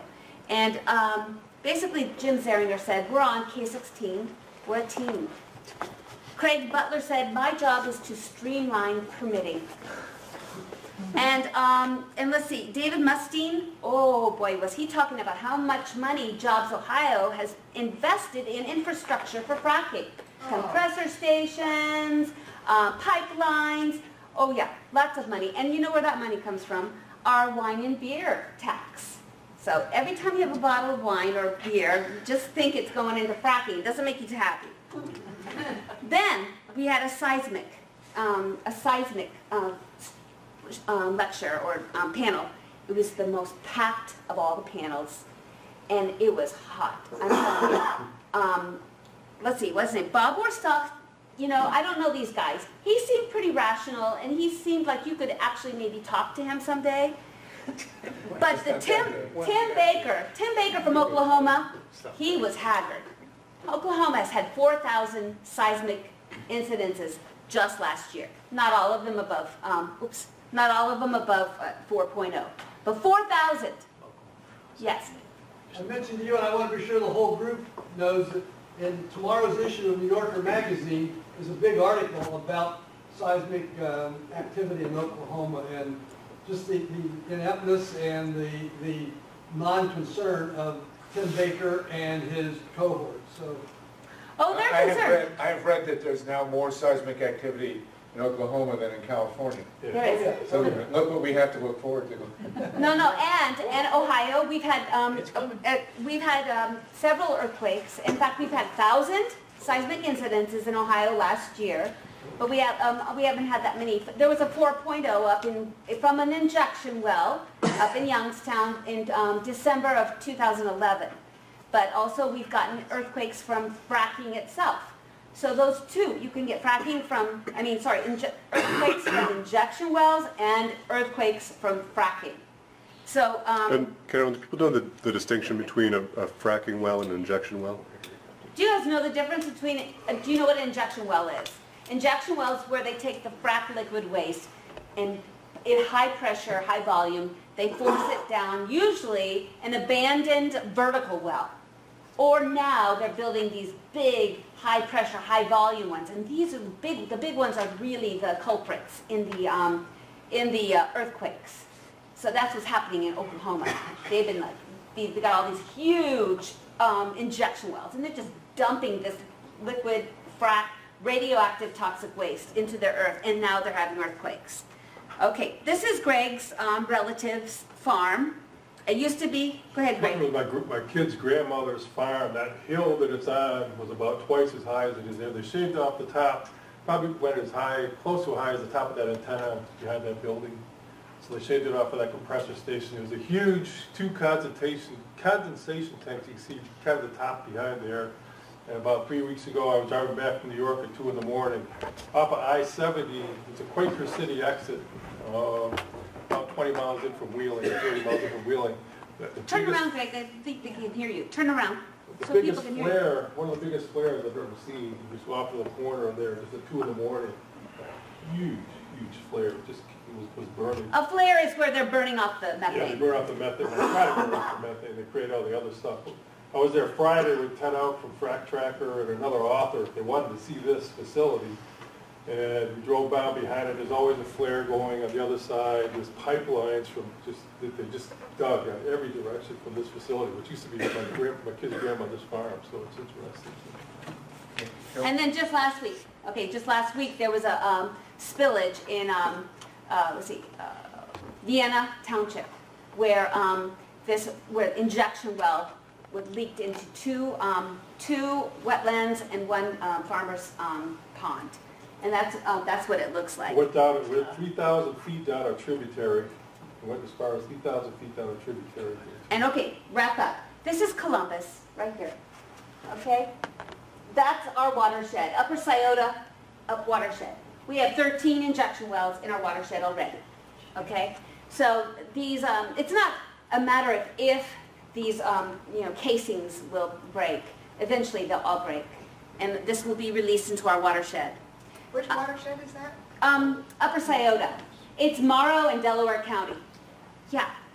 Carolyn, I think you started to tell us what they were saying at this ODNR commissioners thing about the earthquakes, and then did you get to that point What did they actually say about the earthquakes? Well, section? Bob Forstall said that they're monitoring, when they put seismic monitors on some of the bigger injection wells, but not all of them. And if they get any kind of seismic activity, they'll require the injection well folks to let off on the pressure or let off on the amount that they put in.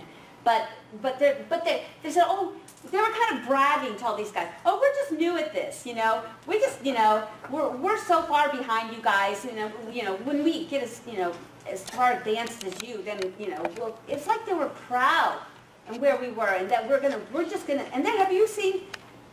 There've been commercials about how to deal with earthquakes. Have you ever had a commercial how to deal with an earthquake in Columbus, Ohio? Yes. Ohio Seismic Network has a map. You can click on a 4-letter acronym for location. You see it in the different counties, and you can actually see the helio charts or helo Ohio Seismic Network. Okay, great. And I don't know if they're working with Ohio, part of Ohio, but anyway, you can see various recordings around the state and every county, or every 5th county, something like that. Ohio Seismic Network. Hours, and then 12 hours, 24 hours prior to that 12 hours. So I just want to finish up. Here we are. Here's Broadview Heights, folks.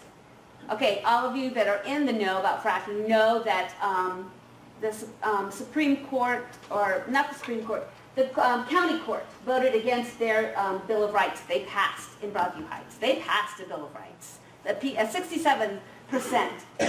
And the county court said no. Folks want to drill in your community, and they're going to have the right because the state has complete jurisdiction. Well, these folks have countersued the industry, and it's still in the court about whether the people have a right to say what comes into their community, or the industry has the ultimate jurisdiction. And they're involved, we're involved. This is a community network, the Columbus Community Bill of Rights, loose network. We're all grassroots. And this guy, we do presentations. I'm going to give you a flyer. He's from Stanford. He's mapped out how every state can go 100% renewable starting today. He was featured in Gasland with Josh Fox. And he's going to be Skyped in on Monday, April 27th. But most of all, I want to ask you guys, what? He's very good. You should try to attend that program. Yeah, and if you're not interested in fracking, but just interested in green energy, come. It's good. I mean, it's not about fracking. It's about sustainable energy. What's his name again? Mark Jacobson. You back up to the... I don't know how to back up. The left, yeah, left arrow. This is the first time I've ever done a PowerPoint.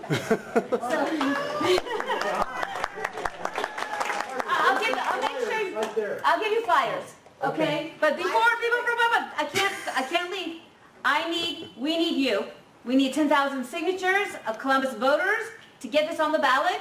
So I'm going to be passing around our petition that you can sign if you're a Columbus voter, and also sign up to help us. We especially need you on Earth Day, but more so Election Day. We need you on Election Day to work a shift for us to get signatures, because everybody's a Columbus voter, and everybody will that is their signature will be valid.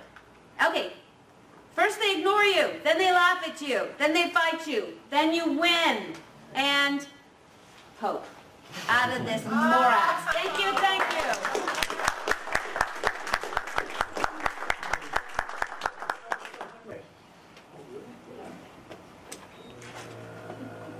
When I teach here, the high point of my classes is when I try and do PowerPoints. My students all go, one finally comes up, and after they let me suffer for a while, I think Ned is capable of doing it. So. I don't know about that. Okay. Carol, I really want to thank you for bringing the human element into this discussion here. It saves me a whole lot of time. I'm a numbers guy. I'm going to twist you all in a direction that you're not used to going. And the first thing I want to say is, for God's sakes, don't think I'm expecting you to learn everything that I'm showing you here. what I want to do is show you that this information exists and you can use it. And if you want the stuff on the slideshow, it will be on Sierra Club's nuclear concerns list. If there's another list that it ought to be on, just send it out, because there's nothing here that's proprietary. This slide is identified. It is a proprietary slide, but they put their stuff on the internet. So what this is Lazard and the federal government's Energy Information Administration do the two most widely used levelized cost comparisons for new power plants. What I've learned over the years is that Lazard is about a year faster than EIA. So you'll find some older folks using EIA projections that say that nuclear power is still cheaper than wind. That's because they're using old data. Because wind and photovoltaics keep dropping. They've been dropping 15% per year for the last 20 years, and wind may be bottoming out, but photovoltaics have no bottom in sight. Here's nuclear. I can tell you from my own personal experience that this is a fictitious number based upon what the industry proposes. We don't have a real nuclear power plant built in the last 30 years to give us a real price to go off of. When the Vogtle plant in Georgia is completed, that probably will go up considerably. But in the meantime, wind and photovoltaics keep getting cheaper. Look at efficiency here. $0. It's actually negative cost. I'm gonna skip through things, so don't worry about it. Just come back to me some other time. All my emails in the slideshow. This is Ohio. This is what Ohio looks like for a guy who just spends all his time thinking about electricity and clean energy. Total generation, 2001, 2014.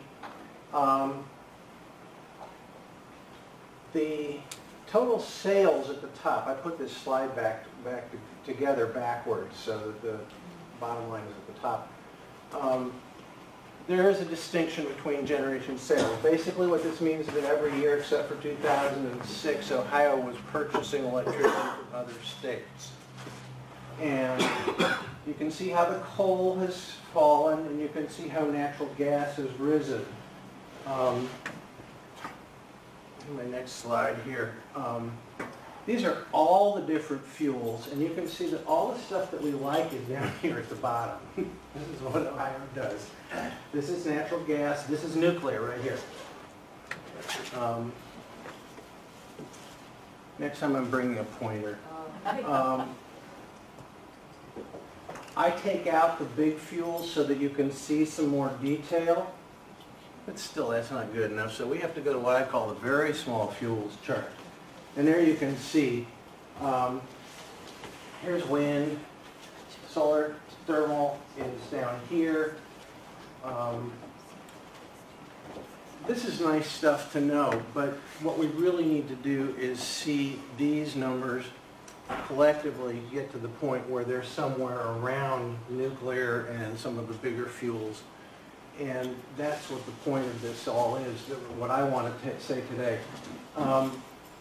This is a slightly different chart, and you've never seen this before because I've never seen this before, and I've seen everything that there is in Ohio. I've taken the capability of the plants, because people talk about megawatts of coal, megawatts of wind, and megawatts of photovoltaics. They're not equal. A nuclear power plant runs 90% of the time on average. A PV panel produces 15% of its rated wattage in Ohio on average. So you've got to build a whole lot more PV panels. So what I've tried to do here is to equalize them, and it's an easy job to do with coal, because all the coal plants in Ohio run between 33 and 34% efficient. Nuclear, the two nuclear plants are rated at about 87% efficient. They've been running 90% the last few years. All the other resources are pretty straightforward, except for natural gas, and There's one I have a problem with, but it's a smaller one. Natural gas is really difficult, and it's really important to understand. We have 9,000 megawatts of natural gas in Ohio. Only 2,000 megawatts of that is high efficiency. Most of it are peaking plants that were built over the last 75 years to operate about 10% of the year. A couple of hours a day most of the summer, maybe during the winter time, during peak times. They're not made to operate full-time, and they're very inefficient and cheap to build, and that means that if you tried to use them as baseload power, you'd be paying upwards of 15 to 20 cents a kilowatt hour when the wholesale price of electricity is about 5 cents a kilowatt hour. Our average retail price in Ohio is just around 10 cents a kilowatt hour. You probably pay a little bit more or a little less depending on how you look at your bill. But the point that I'm trying to make here is that not all the megawatts that you get, if you just look at a list, are useful to produce electricity. And if you look at this chart, this green line here is minus the reserve margin. The reserve margin is required by PJM, which is the regional planning authority that handles the capability for the region that we're in. The region that we're in is 14 states. It stretches from Illinois to Maryland, and it's not all of those states. It's chopped up between utility service areas. That reserve margin is effectively what we can expect to generate with all of this. And you see, the last time that the reserve margin hit our actual sales and consumption, there was this huge burst of new power plant construction. That was in 2001, 2002, and that was when Ohio built all those high-efficiency natural gas plants. And anybody who thinks that this industry is economically rational, those natural gas plants sat around for 10 years without ever being used because the price of gas was too high to run them. So there are billions of dollars worth of power plants that didn't get used. They were brand new, clean as could be, and they didn't get started being used until up here in 2012 when we had what's called the natural gas bubble.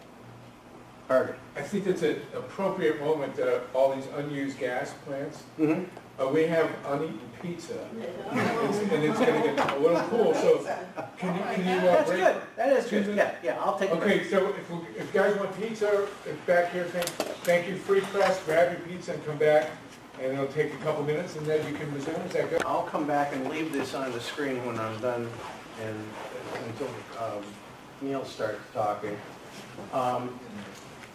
Growth here, as the federal government currently projects, at 0.7% annual increase in electric consumption. There's the top line there. That's what the nation's utility strategists are thinking of. Is that annually? This is 1990. This is 2030. And this declining line is essentially it's the end of all fossil fuels in Ohio by 2030. There's a lot of different theories out there, and the reason I'm talking about this is because the Sierra Club's talking about it, and we're on track for something radical like this with the various different international agreements and the Clean Power Plan.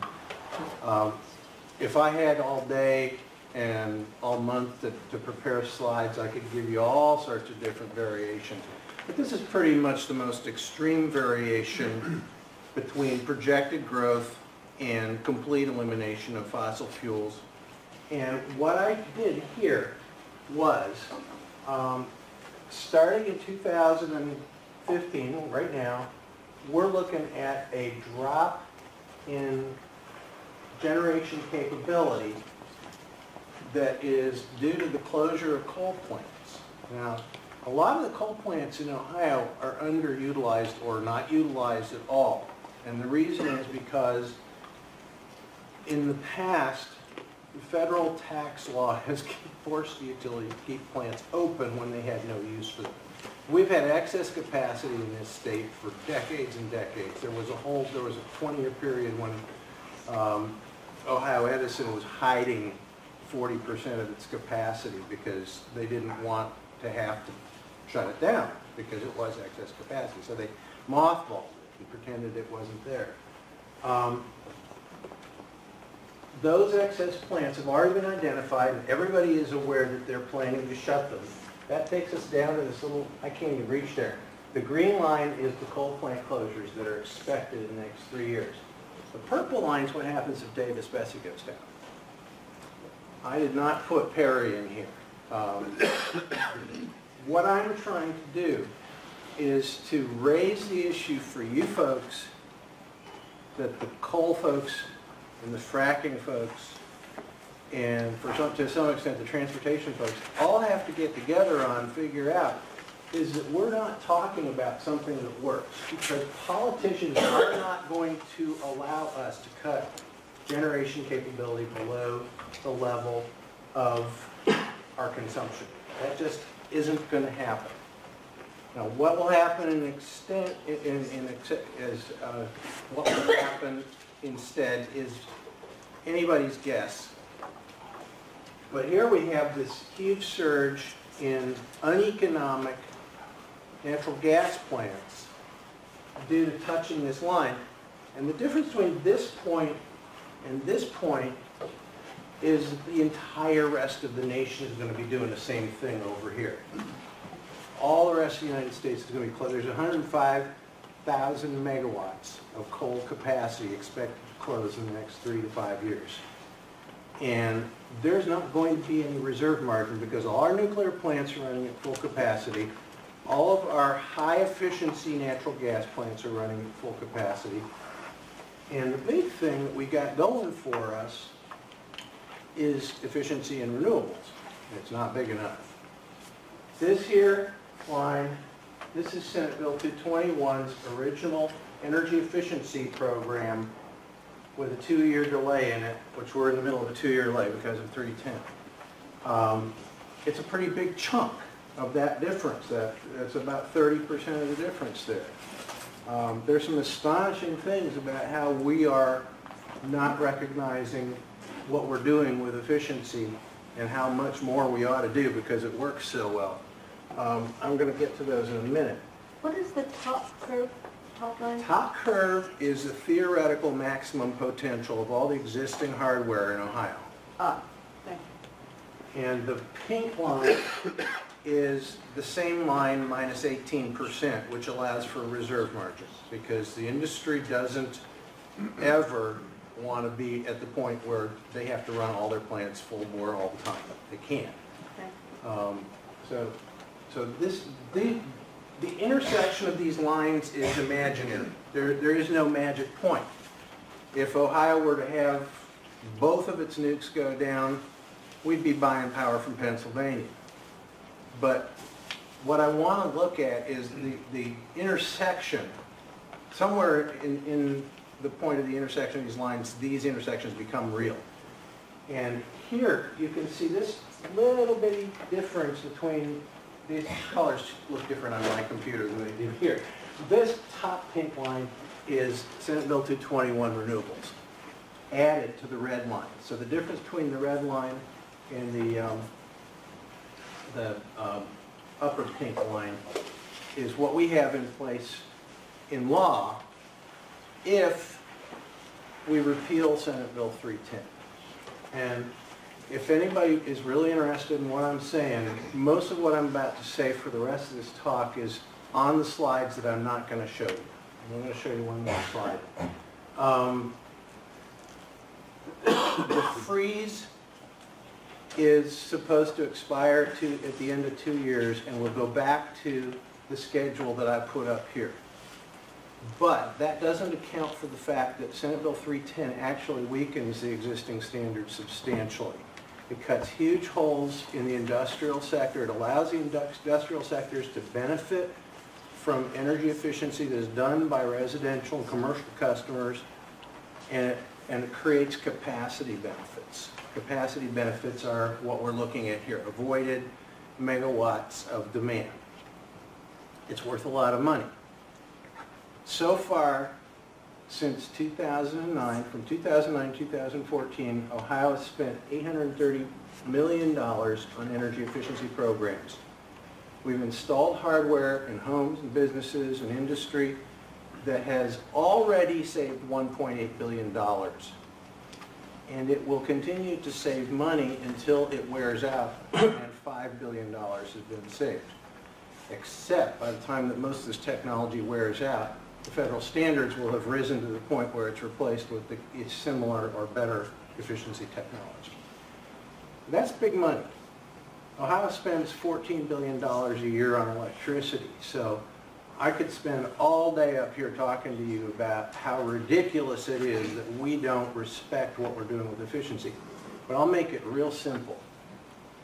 In 6 years, the Public Utilities Commission has not once issued a correct and comprehensive assessment of the costs and benefits of Senate Bill 221.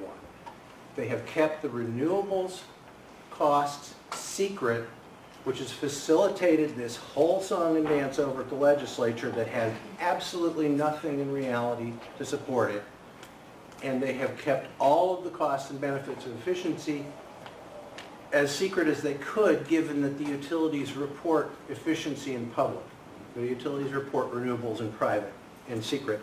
So we don't have real access to it. We've got bits and pieces of it. We know that the efficiency programs cost $830 million and will save $5 billion.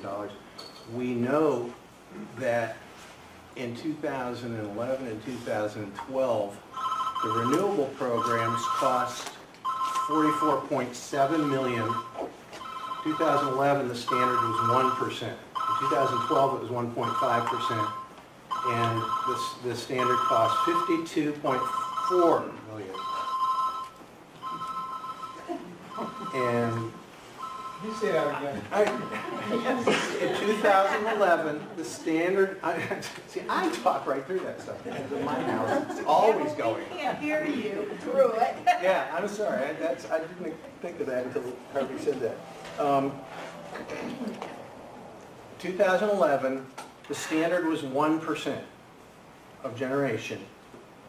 Anyone who generated electricity in Ohio had to produce 1% of their electricity from renewables or buy RECs.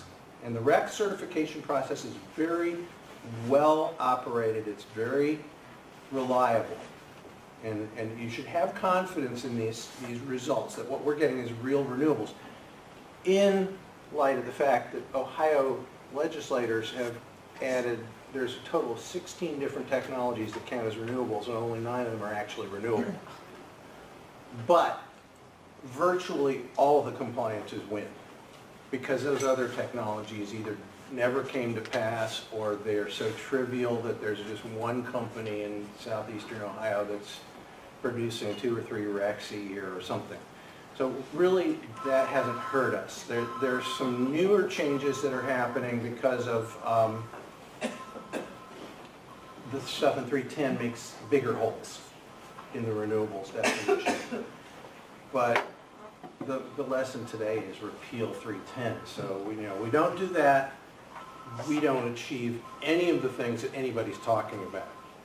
We don't have the capacity to handle closing down Davis-Besse. We don't have the capacity to close any more coal plants after that first round shuts. And we're stuck with fracking because the fracking is producing a lot of natural gas. And now here's the last slide I'm going to show you. I'll go back to this one because I think that's the one that people should do their most thinking about. This is natural gas, shale gas production in Ohio. What is total natural gas production here? And you can see what the shale gas has done in this. 3 years, 2 years. I don't have 2014 yet for this one. The consumption, the sales of natural gas has been, this really understates it.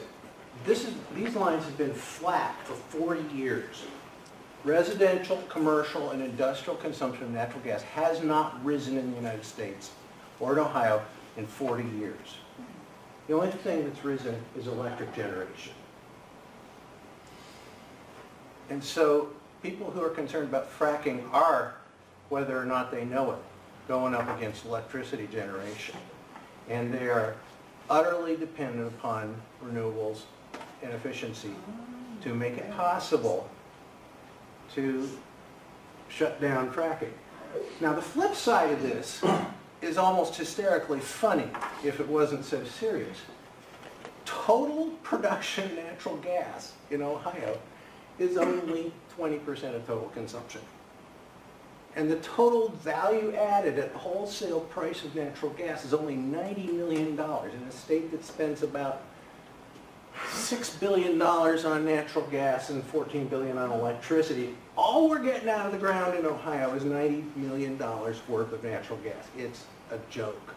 Now, Ohio is selling a whole lot of pipe and a whole lot of equipment and a whole lot of services to Pennsylvania, where it's a very different story. But for Ohio, we are just head over heels in love with a flea. And I have my own opinions about all these things. I know from my own experience that it doesn't matter what I think. It only matters what we as a group think and what we can create in public perception. Take us back to the point where the Public Utilities Commission has not looked at these figures. They have not reported what we need to know to evaluate Senate Bill 310. Senator Seitz' committee met for 2 years and they still have never found out how much renewables and efficiency actually cost. They have some numbers. Some of their numbers are correct. Some of their numbers are utter nonsense. But they're not putting it together and they're not feeling any pressure to put it together. There's a lot of other stuff going on, and I do not want to tell you how to characterize it, because I know you're all going to dislike this, and most of you know some of it, but the Ohio Department of Development did a study in 2012, released in 2013, about 2012, on clean energy jobs. It cost $400,000 of taxpayer money. They hired a firm called ICF, which is one of the most respected consulting firms in the nation, and it showed that there were 31,000 clean energy jobs in Ohio in 2012. Okay? I don't know how many frackers they think there are, but this is bigger. They suppressed the study. They refused to release it. Okay? Is that 31,000 currently existing? Well, in 2012, yes. I've been told, I have skimmed this study a number of times, and I'll share it with anybody who wants it. I've been told that most of the jobs that were identified were efficiency installers, and therefore that the renewable sector is actually probably undercounted. The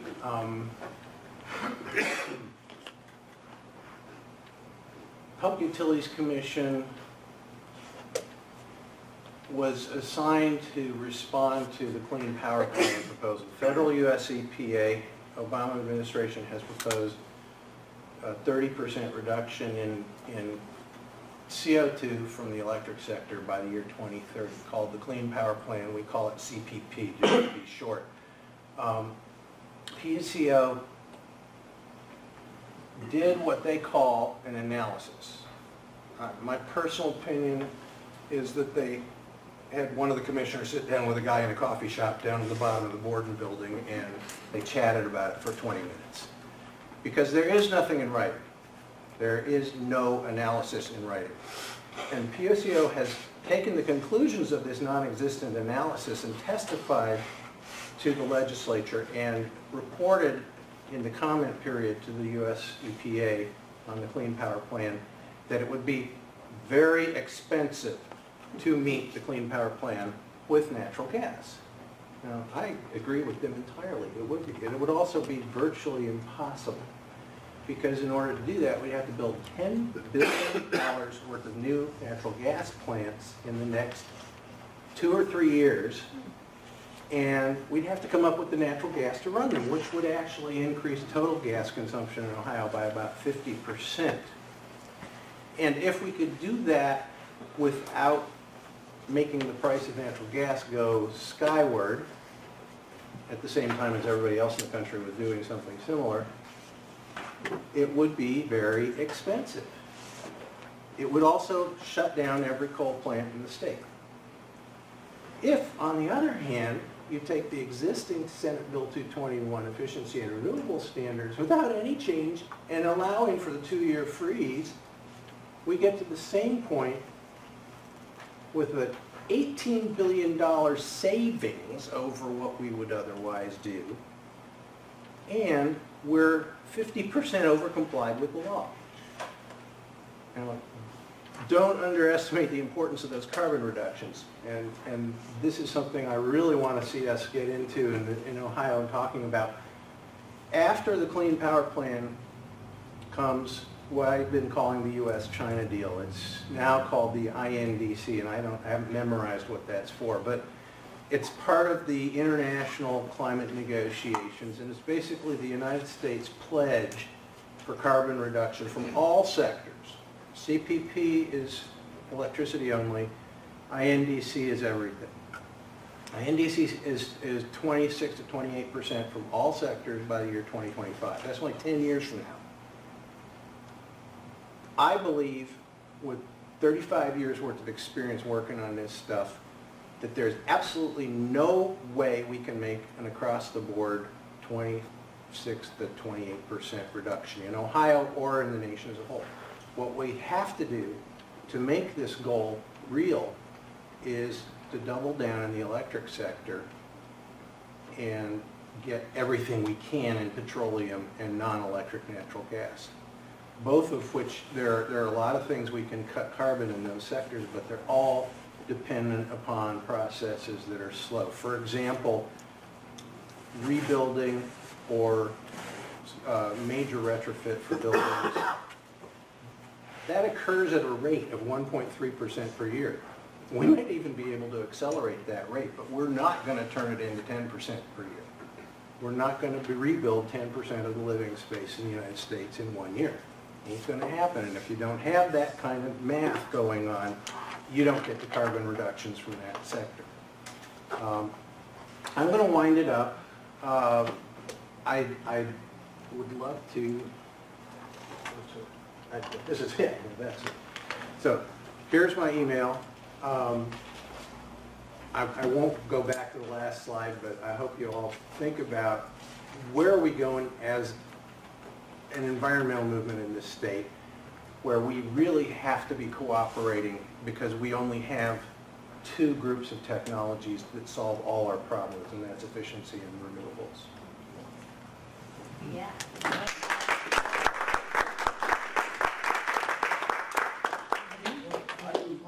You have to include the possibility of hemp as a resource being used. Hemp. Hemp seed, hemp oil, 300 gallons per acre. If that was allowed to happen, 300 gallons of hemp oil per acre, it's a renewable resource. It's not fossil fuel. It's still burning, but I'm just saying as a potential smoothing over, like spreading the peanut butter out. Right now, Ohio and the United States get more electricity from biomass than it does from wind or solar. And I think wind plus solar has just edged out the biomass sector, but I can't remember. In the long run, you're not going to want to put any biomass into electric generation because you're going to want everything you can get to displace petroleum, and there isn't enough land in this country to grow enough to replace all our energy needs. It's a matter of scale, and it becomes a matter of cost. I mean, the reason that the First Energy folks wanted to turn the J.M. Berger plant into a 600 megawatt wood burning plant, and the reason it never happened is because they can't afford to truck wood more than 25 miles, and they had to do 600 megawatts, took 2/3 of all the wood that grows in Ohio every year. And that's what goes wrong with biomass to But electricity. it's not just biomass, I mean, the actual oil from the hemp seed itself. Well, that's what I'm saying. The oil is a great biodiesel fuel, and if we can produce a lot of it, it can go into cars.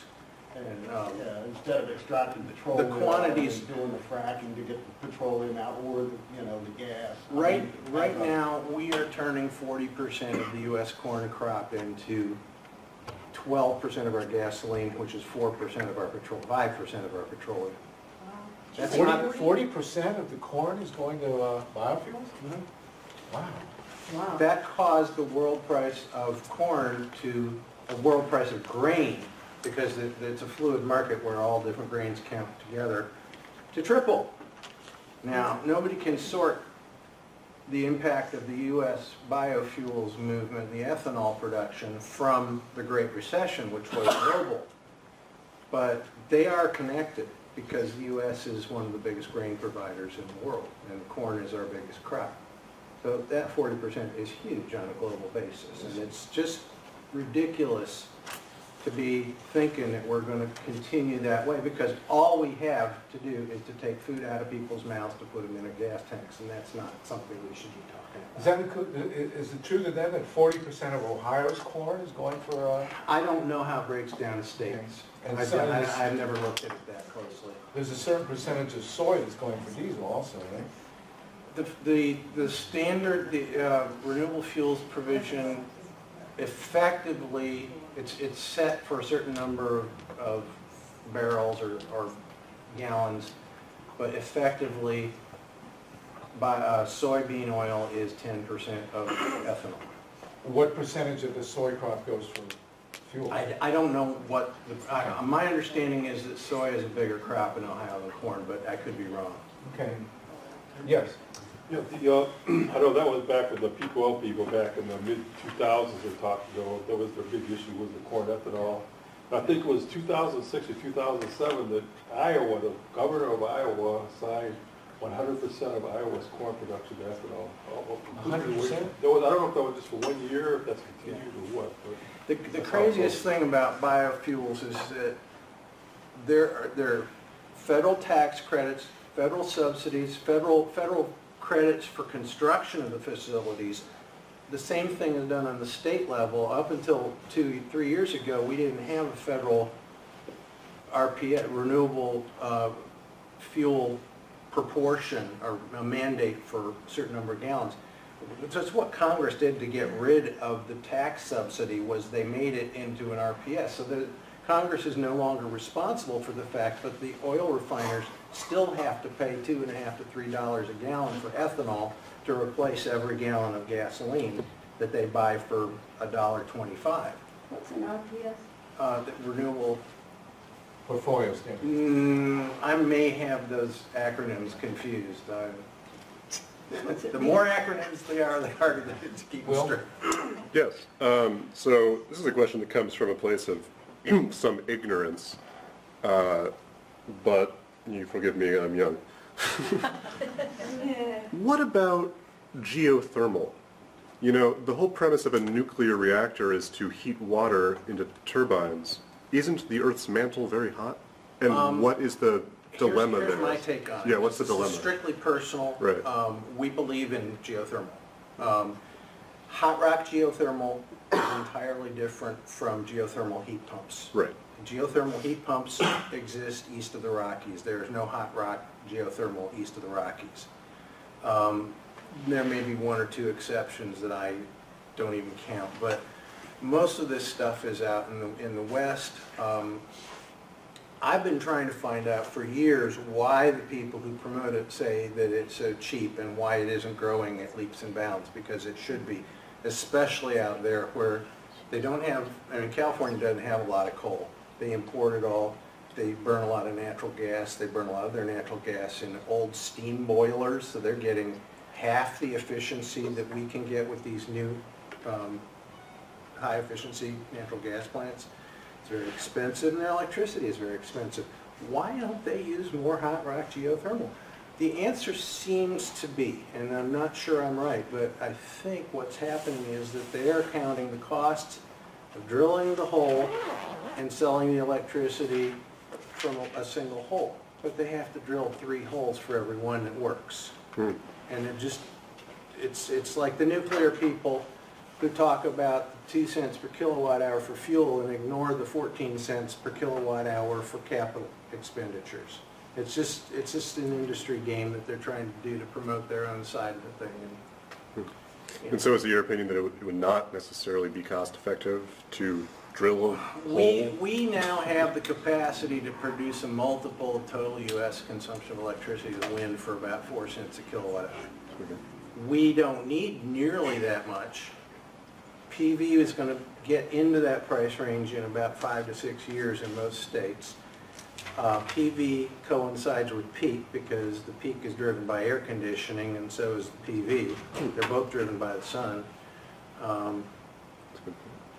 And efficiency is still, the numbers that I gave you for Ohio are happening in every state. Ohio is somewhere around 28th right now in the rank of states for efficiency spending.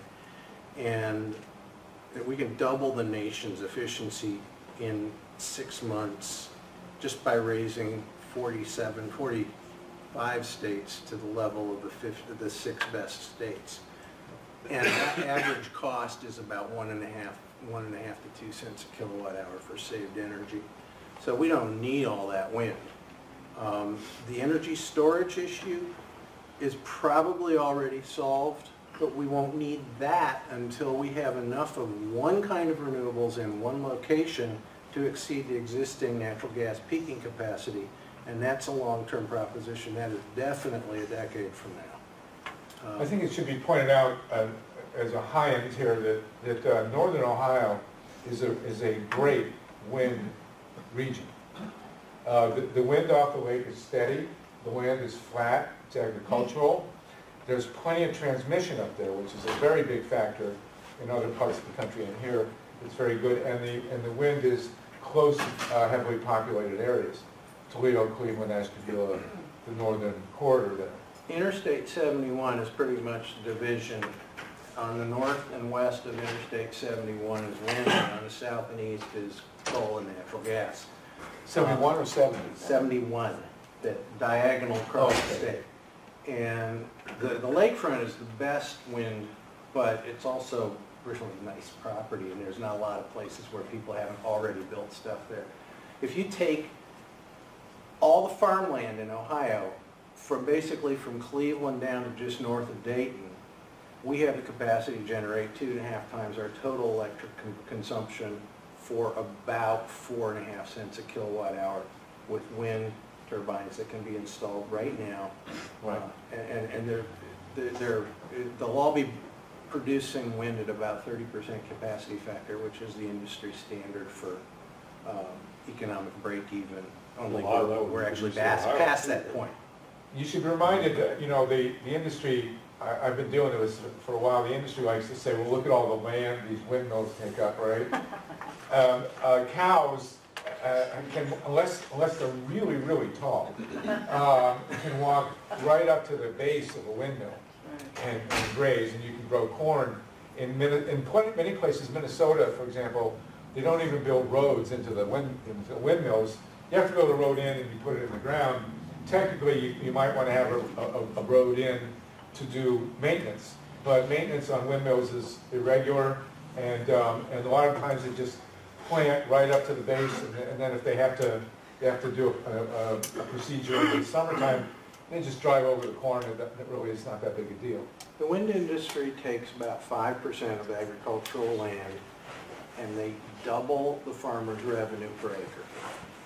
So it's a marriage made in heaven, and it's, stay away from the urban areas. You don't need wind turbines in urban areas to make Ohio totally wind served. The two things that are going on in Ohio that need to be dealt with right now are repeal Senate Bill 310. And I mean repeal, don't just let it expire, because if it expires, then the whole industrial sector gets a free ride on everybody else. And the other thing is that about 6 weeks after the Senate Bill 310 was passed, Governor Kasich snuck a backstab to the wind industry in the budget bill. I haven't memorized the number for this, but basically what happened was that before he did this, the wind industry had a setback requirement. They had to be 1,250 feet, which is a quarter of a mile from any inhabited space.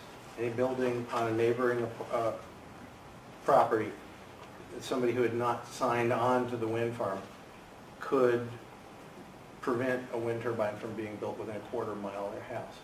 In case it's changed it to a quarter mile from their property line. That difference seems subtle, but it kills wind in Ohio. We do not have a wind industry if we do not repeal that provision. Or alternately, let's put a quarter mile property line exemption on the fracking industry. 300 feet from a water source. You got another question? Well, I have a comment. I think we're missing an opportunity as environmentalists not to be talking about conservation as a real answer to our problems of energy and just using less than we use. And it's, you know, Ned, can you mention also the impact of LED? The transition from regular lighting to LED lighting, is that a factor here? Let's do one thing at a time. Yeah. My take on this is that in all of my years of experience, I still don't know how to legislate conservation. Conservation is using less energy because you don't need as much. Efficiency is the same energy output, heat, light, drive power, computing power with less fuel input. I know how to legislate enough efficiency to solve our problems. I don't know how to do conservation. I believe that if we do a good job with the efficiency and renewables, the conservation will come along.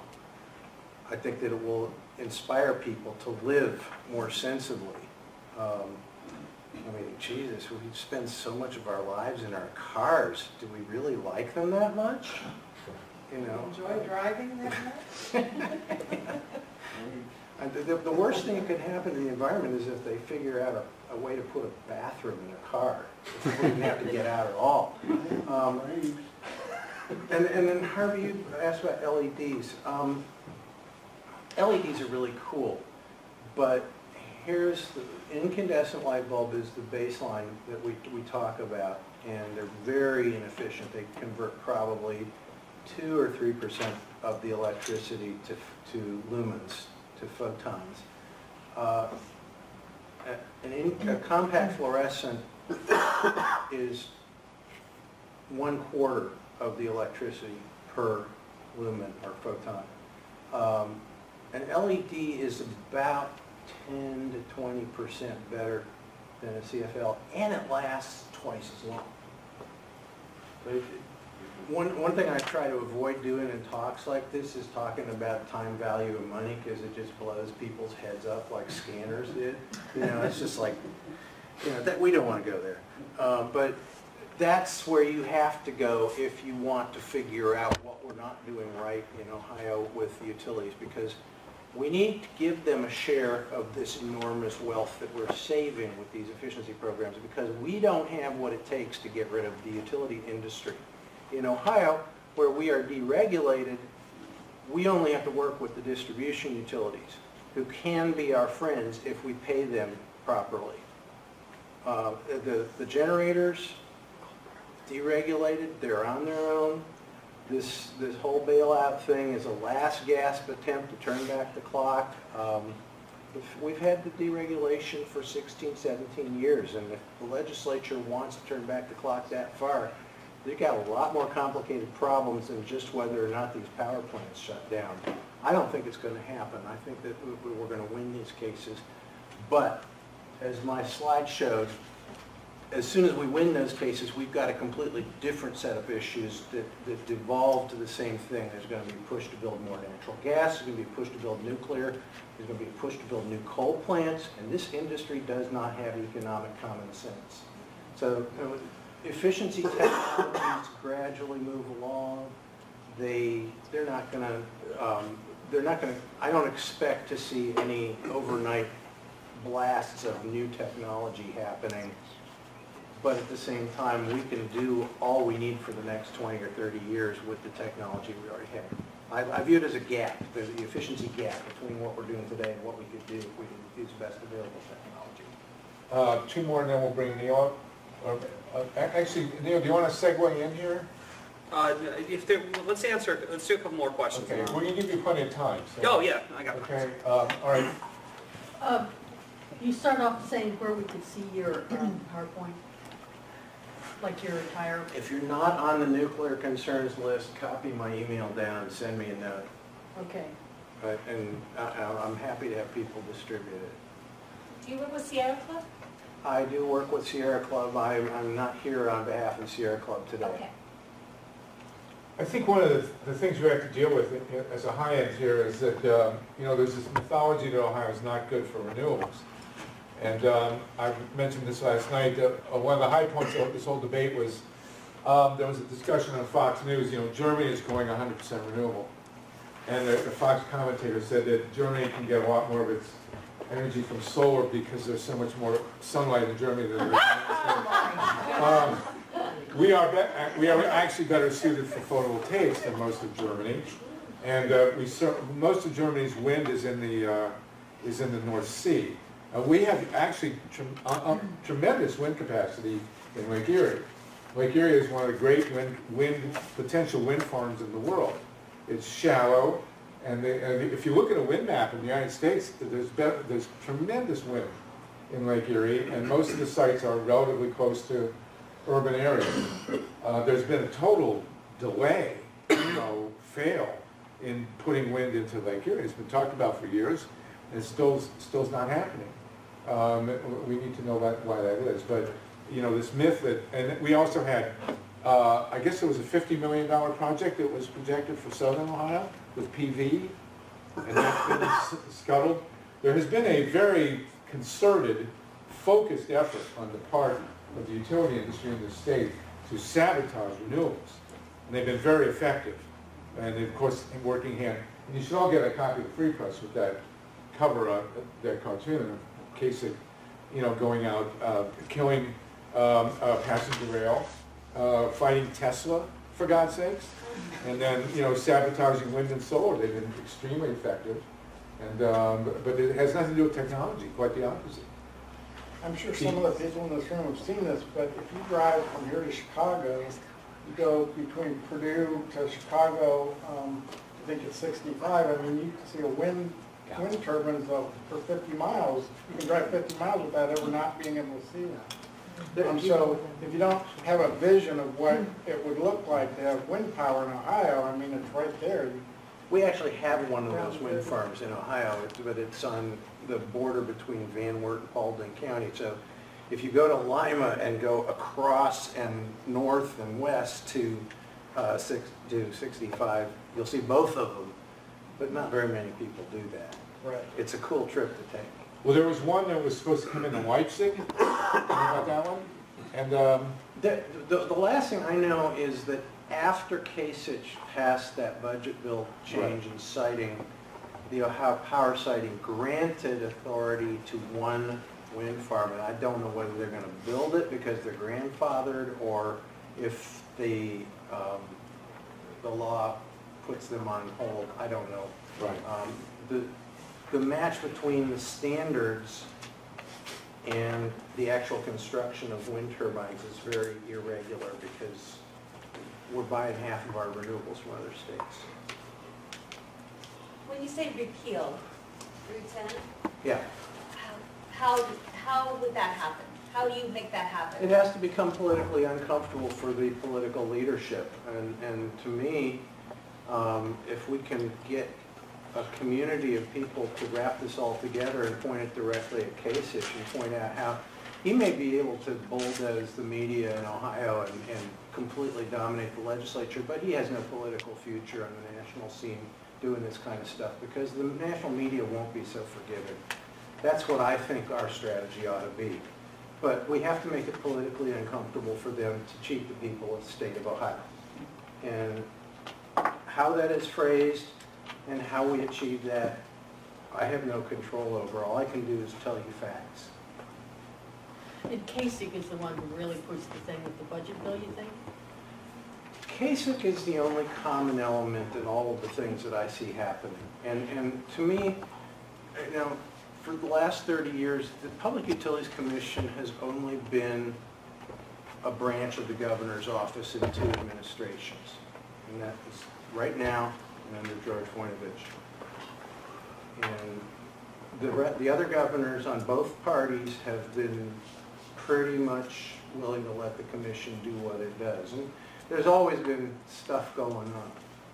One of the things that's particularly infuriating is that there are 5 industrial companies that get over $200 million a year in subsidies out of your electric rates.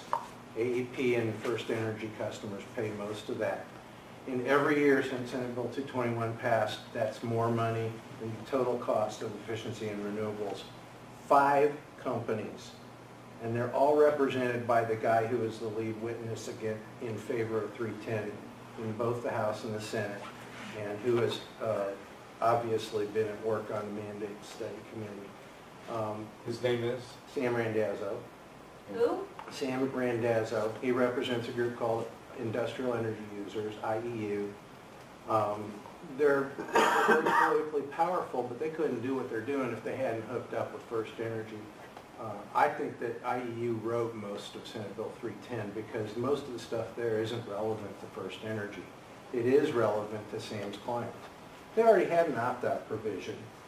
This is an opt-out. What they get with 310 is an opt-out provision with no accountability. They don't have to prove that they've done any efficiency on their own. They just get to walk away from it. And they get to receive the benefits that everybody else produces without paying their fair share. And those benefits are pretty significant. Now, I talked about we spent $830 million.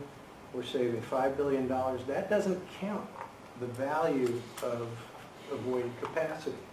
If you take the number of megawatts that we've avoided with efficiency and value them the same as a new natural gas combined cycle plant, we've already saved $2 billion worth of capacity. And that's twice as much as the total efficiency program and the renewables programs have cost. But it's just, they don't believe that this is true because it suits them. And they have a long history of trying to manipulate the process and irregular history of being successful. They put 15% of their own clients out of business in 1998, so they're not always on top of things. Pat? I just have a short comment, not a question, but so, you know, when Fukushima hit over in Japan, I saw it written that many nuclear power plants could be closed in Japan if they just did away with escalators, which run all the time, and machines that could cool without some of the heat and so forth. So, I mean, you talk about conservation, there you go, that can be legislated. So maybe that's efficiency. And then, some years ago, we had an electrical engineer who calculated that like 5 nuclear power plants could be shut down if the United States transitioned its traffic lights and its exit signs to LED. What's and happening? So that's already I don't know about the exit signs, but the traffic lights are, you know, quite well underway, and he didn't believe it. So he did the calculations and came up with that, you know, that there's so much electricity could be saved there. What is happening, and I could go back 2 slides. I think I could go back. Here, we'll go back to the original one. I'm sorry, I want to go to this one where I project the growth rate. This is EIA's projected growth rate. It's euphemistically called economic growth, but it's actually population growth. And what we're doing is we're installing all these efficient products too slowly to counter that. All we need to do is do it faster than that, and we get a net reduction. And in some states, we're doing that. Right in Ohio, right now, we are doing that. faster than population growth. If you take a 10-year average, you won't see it if you look at the last 5 years, because the Great Recession is such a great big hiccup in the numbers. It blots out everything we're doing with efficiency and renewables. But it's real. And you can figure out how much we're actually achieving, and we can figure out how much more we could achieve if we just did what is economically dictated. But the problem is that the economics have to be accountable to the public as opposed to the corporations that generate the electricity. Right, absolutely. That's the segment. Well, thank you so much, Neil. Now we get to Neil. Neil, come on down. All right. So we want you to take all the time you need, because you are the segue into the we wisely built discussion period into the end of the program, and Neil is the guy who's going to be talking to us about the PUCO and what needs to be done. And you know, we've filled the energy equation here. We got the terrible nuclear plant we want to shut. We've got the citizen action and the alliance with the fracking folk. And we know what we can do with efficiency and renewables in the state. And now Neil, who's been working with the PUCO and the Sierra Coal and nuclear campaigns, is going to show us the mechanisms at the PUCO. So we want to be thinking now about how we translate this into actually winning this, which is in our grasp. Okay. All right. Are we good with the... You're young enough that we expect you to be able to handle the technology. Yeah, I usually use a Mac, so I was actually sitting up here, I was like, if I'm the only person that doesn't know how to use the PowerPoint, that's going to be really sad. The benefit for being the last speaker for any presentation is that you're the guy who's up there and is going to fire up the audience about how to take action and get started and how we're going to win. The downside is when you have really incredible speakers, the threshold is pretty high. So hopefully I don't disappoint, and hopefully I get you folks fired up about how we're going to win at the PUCO, how we're going to stop these bailouts, and what that means for the future. So my name is Neil Wagner. I'm an organizing representative with the Sierra Club's Beyond Coal campaign. It's a fancy term for I'm the organizer on the ground, helping get our grassroots out to take action on this fight we have with the PUCO right now. So a little bit of background before we go into this. I want to just point out, last year in 2014, Ohio became the first state in the union to roll back a clean energy and an efficiency standard. Our numbers suck. We're the only ones that have rolled that back. While other states are making progress, while there are federal directives saying this is the best way to comply with the new Clean Power Plan is by investing in clean energy and efficiency and state standards, we're pulling back on that. And one of the arguments against these standards last year that the utilities used most frequently was power is so plentiful and so cheap. We don't need energy efficiency. Why do we need it? We're doing great. We're fantastic. We don't need to be spending money. We don't have to have energy efficiency programs because they are just unnecessary. Now, at the same time, immediately following this attack, we get the standards fundamentally gutted when when Governor Kasich signs the bill, Senate Bill 310 in June. At the same time, AEP has put forward a proposal to bail out a couple of their old coal plants, and First Energy and Duke were lining up to do the exact same thing. So really what we've seen here is the utilities talking out of both sides of their mouth to keep us chained to fossil fuels, keep us chained to the old sources of energy that are holding us back. So this should see a distribution, not a transmission. But a little bit of background for the way that our utility structure works here in Ohio, just a very kind of 10,000-foot view. So in 1999, there was a bill in front of the legislature that was approved to deregulate the state. And a lot of times you hear deregulation, but it's kind of like this, well, what does deregulation mean? It's a big, government term that is a little bit hard to understand.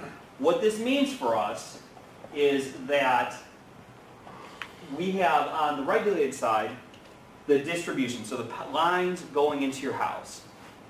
That is still up to the PUCO to help determine the rates and to make sure that you're getting fair, equitable service. So these are natural occurring monopolies, basically, because this is the grid. This is what's making sure that the lights stay on in your house. These are the power lines going into it. Usually you don't have a choice with who you shop for when it comes to this. If you're an AEP service territory, you are going to be an AEP distribution customer. On the flip side of that, through deregulation, what happened was all of the generation, all of the plants, all of the wind farms, all of the solar farms, all of that competes on an open market to set what rates will be, and then we can shop to choose who we want to go with. So a lot of us here in the Columbus area probably remember a couple of years ago there was like this ad war with First Energy and AEP going back and forth with who you should shop for. This is essentially it. You're stuck with AEP because they have got the lines going into your house. You can't choose that. But you can choose what company is supplying the power that goes into your house. And what that means is that also you can go with an AEP, if you're a standard service officer. You can go for First Energy if you want to.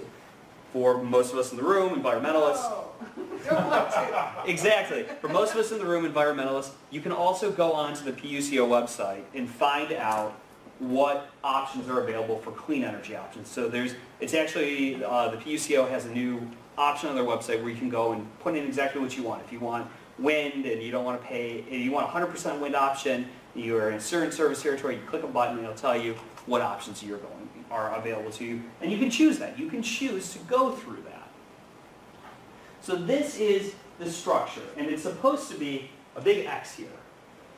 These are supposed to not intermix with each other. So for Ohio's big utilities, Duke, AEP, First Energy, Dayton Power and Light, they should be corporately separated. They should not be able to have the distribution company setting a rate and buying directly from here. These should be separate. Now, that's the way it's supposed to work. It's supposed to increase competition, it's supposed to help drive down prices.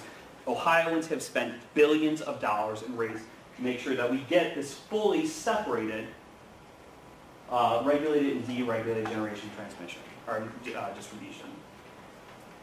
What we have with the bailouts here in Ohio goes against this and effectively rewrites the past 15 years of the process that we were trying to get to. And it started with these two plants. Clifty Creek in Indiana and Tiger Creek in Ohio. Clifty Creek is roughly, I think, 12 or 1,300 megawatt plant. Tiger Creek's around 1,100 megawatts. It's just up the river from the Galvin plant, which is one of the largest coal plants in Ohio. Also, it's located in Cheshire, Ohio, which, for anyone that's been a long time environmental activist, Cheshire, Ohio is the town that AEP bought because it was so polluted. These two plants are part of something called the Ohio Valley Electric Corporation. And they were built during the Eisenhower administration to power the Piketon Nuclear Enrichment Facility. So while they're no longer powering Piketon, what they are is they're now putting power onto the open market. And these two plants, the OVAC, is owned. There's this weird contract that they have with multiple different utilities, where it's all of the other utilities in the state have like a joint ownership with this. So AEP owns, I think, around 40%. Duke owns, I think it's 15 to 19%. First Energy owns a small share, and a host of others. And that's a problem with OVAC, because OVAC, as I mentioned, if back in the 90s, you have a company like AEP. AEP was one company that owned the distribution and the plants. After the legislation to deregulate, it was supposed to be separated. So you would have two separate companies one owning the distribution, one owning the plants. This isn't supposed to happen. What happened with these plants is that still somehow, through this weird contractual obligation, these plants are contractually obligated to the distribution side, something that's not supposed to happen, not supposed to be in the place. These are also very old plants that are struggling to compete in the open electrical market. So now, last year, we have now clean energy and efficiency being gutted in the state, and we have old coal nuclear plants that are having a harder and harder time competing in the open market. What comes out of this are these cases at the PUCO.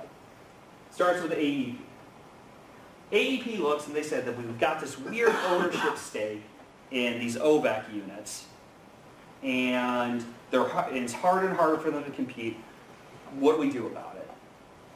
What they decide to do is go to the commission and ask for a power purchase agreement rider to be added to consumers' bills on the distribution side, on the side you don't have a choice with, to buy all of the power that makes up their stake in the OVAC units at a rate that they set. Again, they will create a rider for generation on the distribution side of your bill that you have no choice over. They'll buy all of the power for their ownership stake in the OVAC units, despite market conditions. This is a bailout. They said, we want to do this, we're going to do it, and they request to do it through the electric security plan. It's a plan that they have to file every 3 years, the PUCO. And when they filed it, according to the Ohio Consumers Council, it was going to be a $117 million rate increase. They were the first. This was kind of like the opening salvo. Duke followed up. Now Duke, a lot of people will say, is out of the generation business in Ohio. It's true. They sold their generation to the company Dynegy. And the only generation they have left is this weird contract with OVAC. And what Duke said, though, is they said, you know what? We like what AEP is doing, but we're going to take it a step further. Instead of just for the duration of the 3-year ESP, we want this for 15 years. So they added on to it. And this request was so kind of myopic and so obscure that it's hard to even say how much it was going to raise rates, only that it was going to increase rates. And when I say increase rates, it means you're going to pay more every month on your bill. So this happened. Next up, First Energy, not to be outdone, they looked at it and said, man, we really like what AEP did, and we've got this small ownership stake in OVAC. So we're going to request that. And we really like what Duke did. 15 years, that sounds cool. But then they said, but we're First Energy. We got to be first in everything. And they belly flopped into the pool, and they said, we're also going to add the Samus coal plant and the Davis-Besse nuclear plant. Plants that aren't in this weird ownership contract. They are 100% owned by First Energy Solutions, the generation side of their company. So they completely belly flopped in, and they belly flopped in a big way, with the Ohio Consumers Council estimating that this will cost customers $3 billion.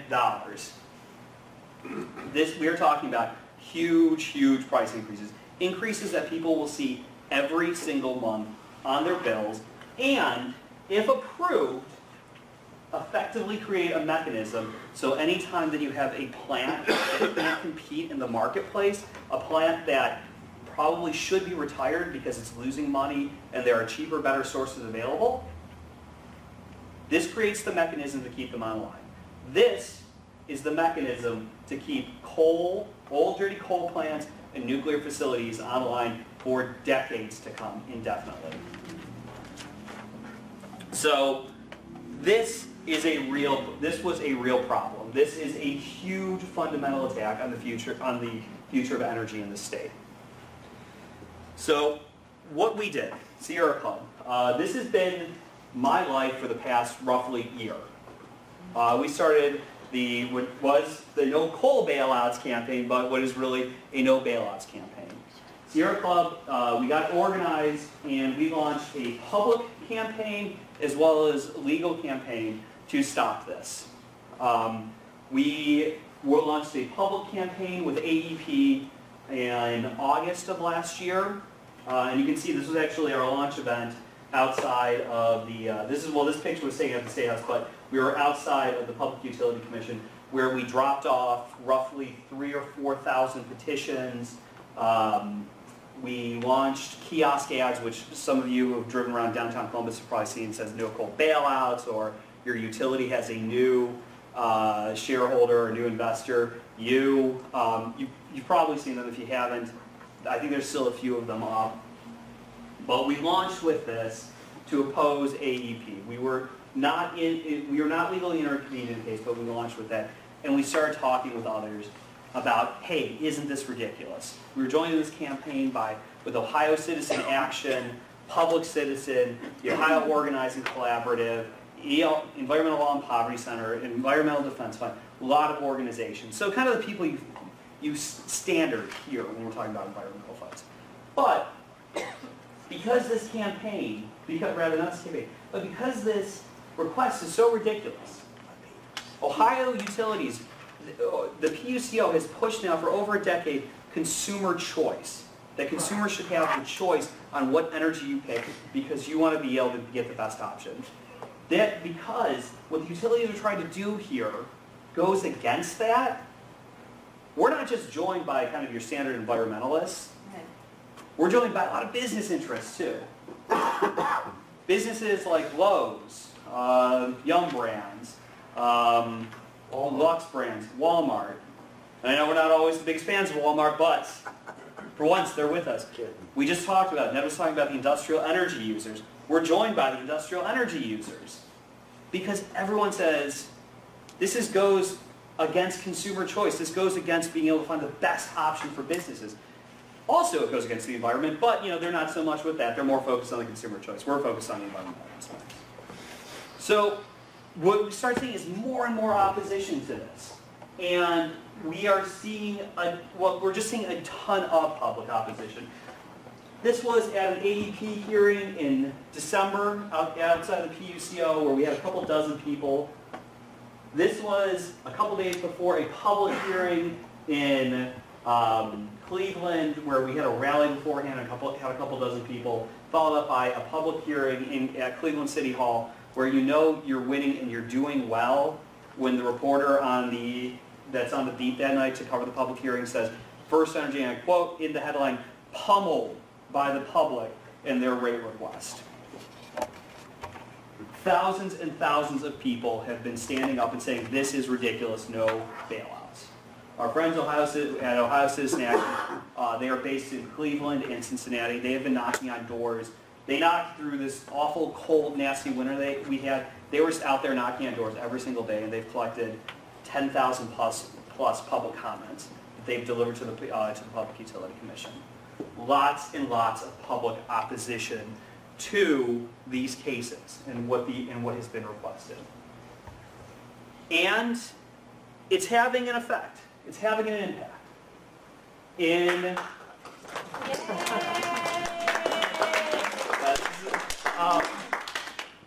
In late February, after months and months and months of delays, and mind you, all these cases, we've had multiple delays with AEP, we've had multiple delays with First Energy. When we first started getting delays, I got frustrated and it annoyed me. I gotta tell you, I love delays now because every time we get a delay, we get stronger.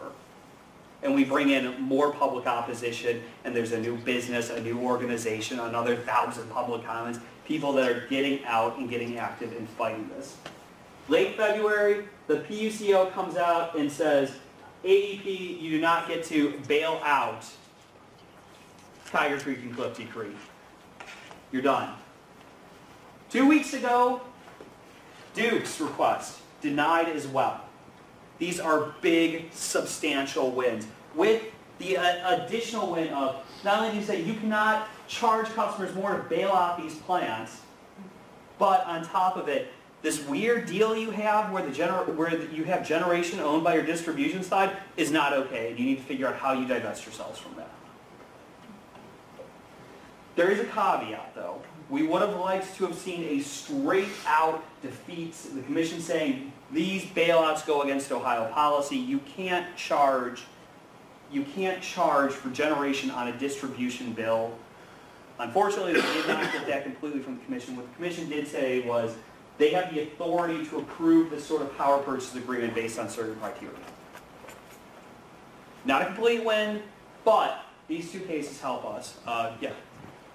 Harvey mentioned that there have been 3 cases and two were one. Are these the two that? These are the 2 that are won. Okay. There is 1 more pending, and that's the First Energy case. Right. Now, from what you've said so far, that looks like the strangest one of all of them. It is the strangest one of all of them. And I should say that after First Energy's case, AEP filed a subsequent case where they included an additional 4 coal plants. Now, I didn't have that included in here because not much has happened with that case. They put that case out there, and a lot is riding really on what happened with the first 3 cases, on whether or not that case would go through, whether or not anything would happen about it.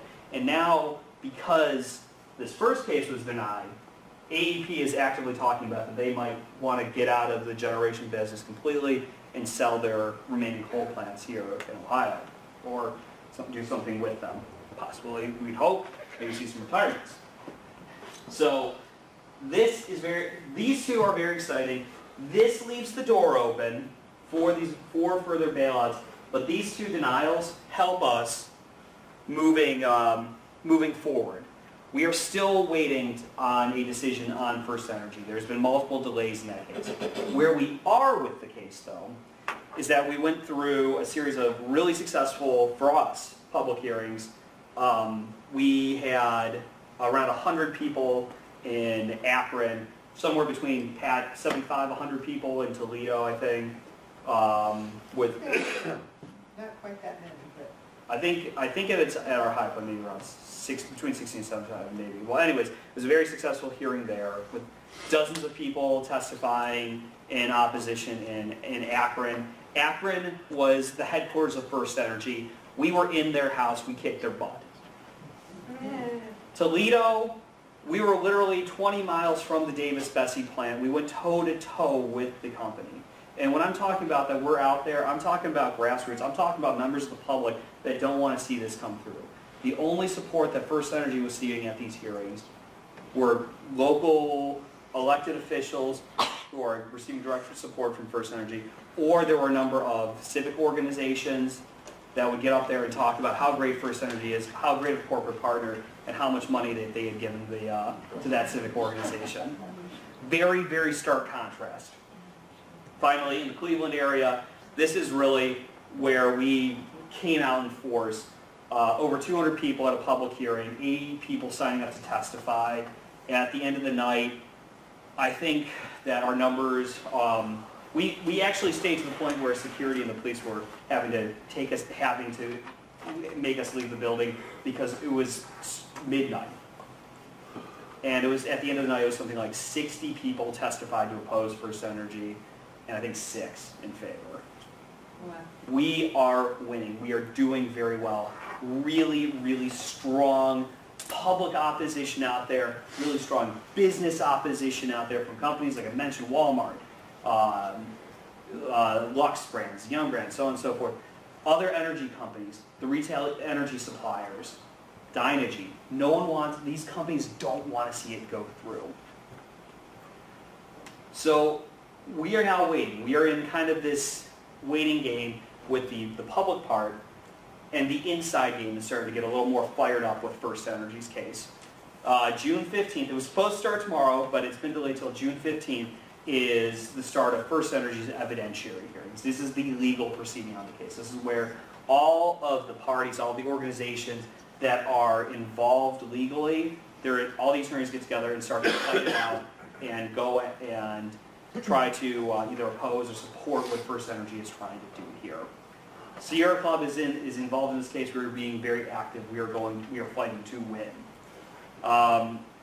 These hearings will go on for a series of weeks, and then after those hearings there will be reply briefs, things like that. So we could be looking at a decision on First Energy sometime in the fall. There are mechanisms, whichever way the case goes, where the company or other parties can file for rehearings or try to do other things with the case. And then there is always the option that, depending on how these things go, we could see a legislative fight at some point where First Energy tries to get their bailout out of the legislature. Again, though, we're doing well. we're getting strong denials from the PUCO on these cases. And on top of that, the way the commission is saying this is that these bailout requests are not in the public interest and they don't make financial sense. They were not persuaded on that. With that being the case, it is going to be very hard for First Energy to, if when we get a denial from them, to take and fight their case somewhere else. Yeah. You know, speculate on why you think PUCO has postponed this rather than holding the hearing. It's hard to say exactly why they've postponed it. I mean, this is kind of like dividing tea leaves and figuring it all out, because there are a lot of different things going on. I think right now, probably the most recent, excuse me, the most recent delay has to do with, there's been a shakeup at the PUCO. Commissioner Steve Lesser, his term ended, he stepped down at the end of, a couple weeks ago. I think his last day was actually effectively last week. His final decision was actually the Duke denial. And we now have, and at the same time that Commissioner Lesser stepped down, former Chairman Johnson stepped down from being chairman, remained on the commission, but stepped down from being chairman. And to replace Commissioner Lesser, we have a new appointment, Andre Porter, a former PUCO commissioner that Kasich appointed there, who left the commission to be appointed as the head of the Department of Commerce, has now been reappointed back to the commission and has been appointed chairman. So I think some of this has to do with that there's been this shakeup and that people want to get more involved with it, and it's a very big, complicated case. So I think that has a lot to do with it. But again, all these delays, they help us. They've helped us. It's a ridiculous request that every time there's been a delay, we get more public opposition, which is fantastic. So the question is, we got here through strong public opposition. We got here through strong public opposition. We're beating First Energy through strong public opposition. Today, we've been tracking it. We're at around 150 press hits about these bailout requests. I'm going to be conservative here and say 95 to 99% of them have strong opposition talking points and things in them. The public is hearing about this, and they're hearing lots of bad things. So how do we win now? How do we get across the finish line? More grassroots. I know that this is what you hear all the time, but I'm just going to emphasize it over and over and over and over and over and over again. And if I can't repeat it strong enough, to Greg or Caroline will repeat it even stronger. We win when people show up, when people fight, and when people make the most of it. We lose when there is apathy. Now, we need letters to the editor. We need online comments to the PUCO. We need handwritten letters to the PUCO. We need letters to Governor Kasich. We need calls to the PUCO. We need those standard grassroots tactics. If you want to know how to get these, if you want the talking points, follow up with me. I will get this to you. And we need it. It's not a one and done thing. We're winning here because people are sending multiple letters. People are sending multiple comments. People are tweeting multiple times. Make this part of your daily routine. When you wake up in the morning, say, drop any quick emails to the PUCO. Be like, you know what, it's Thursday. Having coffee and a Danish. Feeling pretty good about it. Deny the bailout request for First Energy for Davis-Besse and the Samus plant. Feeling a little, Saturday night, maybe you're up, watch a horror movie. Hey, Chairman Porter, give the PUCO a call. Hey, Chairman Porter, gotta tell you, Jason kept me up. Big slashy things going on. You know what else? I feel like that these bailouts are going to slash consumer choice. You need to deny the bailout of First Energy. Do this. Strong, regular, routine public opposition. That's how we're going to get there. Our attorneys are going to fight aggressively. We need to make sure that everyone knows that there is strong, sustained public opposition, that no one wants these bailouts. So that is essentially it for me. Again, if you want to get involved, if you want those talking points, you want to know, how do I send a letter? Who do I call? Where do you find those witty statements and jokes to make so that I can make those same jokes to the commission? Give me a call. I would love to talk to you. This is all I'm doing right now. Please get in touch with me. It's my email address, my phone number for my office. Get in touch with me. I'll get you connected with all the materials you need. And while you're doing that, while you're writing your letters, while you're making your calls, make some plans for June 15th. June 15th, we're going to have a rally outside the commission where we're showing strong public opposition to First Energy's request. We started this bailout fight at the Public Utility Commission in August of last year. We had around 12, 13 people there. December of last year, we had around 24, 30 people. I don't know on June 15th if we could see 100. Come out. It's around. We're going to have it around at lunchtime. I'll send you the Facebook event. I'll send you the details on it. Come out, hang out. It'll be a good time. We're going to win this fight. That's it. This is just an observation. I was at the meeting in Toledo, and it seemed that the people that were in favor of the bailouts had vested financial interests. They were building tradespeople that worked at the plant or corporations that worked at the plant. The people that were against it were mostly coming from an environmental perspective, which I can understand, but perhaps not enough emphasis has been paid to people, just everyday ratepayers that just can't afford another dollar on their electric bill. And I don't know if that came up in other venues, but that's something that I think could be focused on a little bit more. That's a great point. That is an excellent point. The hearing in Toledo did tend to focus a little more on the Davis-Besse plant because it's right there.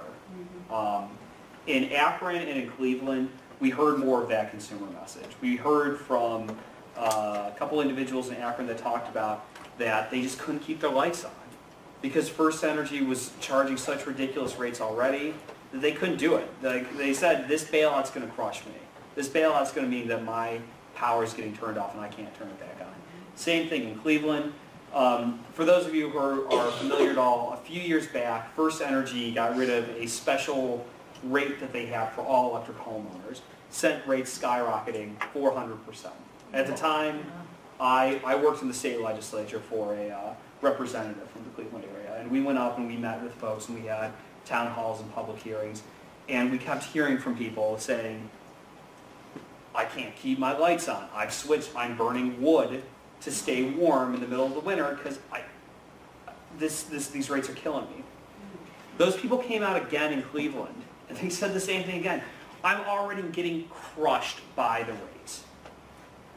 You go and you increase my rate so that I'm going to be paying more each month. What am I going to do? This is what you're trying to do here is crushing. It's a crushing blow. So the consumer message, I think, is there, and I want to emphasize to everyone in the room, talk about, make sure that we are environmentalists. We have concerns about the future. We are at our core environmentalists, but make sure we're also electric customers. We're also consumers that are concerned about how much money we have. Tell the PUCO about it. Tell Governor Kasich about that.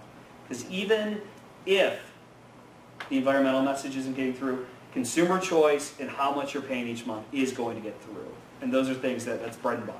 I have one pet gripe here, which is we talk about how many people are working in the solar industry. It's completely ununionized, and it's not organized. There are more people, way more people working in this country now in solar than there are on coal, than are mining coal.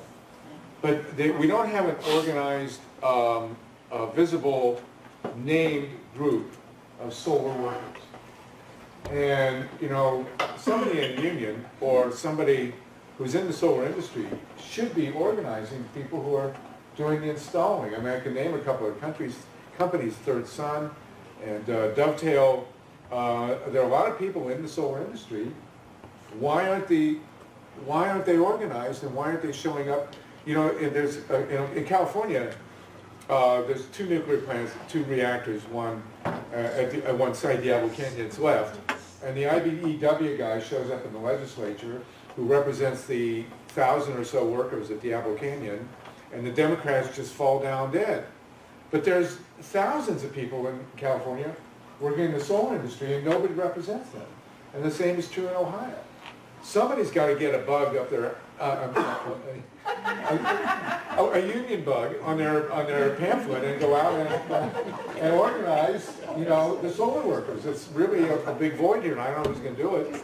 But SolarTopia, Harvey. there you go. Because it's centralized versus being, you know, That's right. solar is distributed and they're much harder to organize that way. A little company here, a little company, you know, whereas this Davis-Besse is huge, you know. Well, there's probably, what, 800 guys working at Davis-Besse, maybe? Yeah, 700. 600, you know, there's how many thousands working in solar in this state?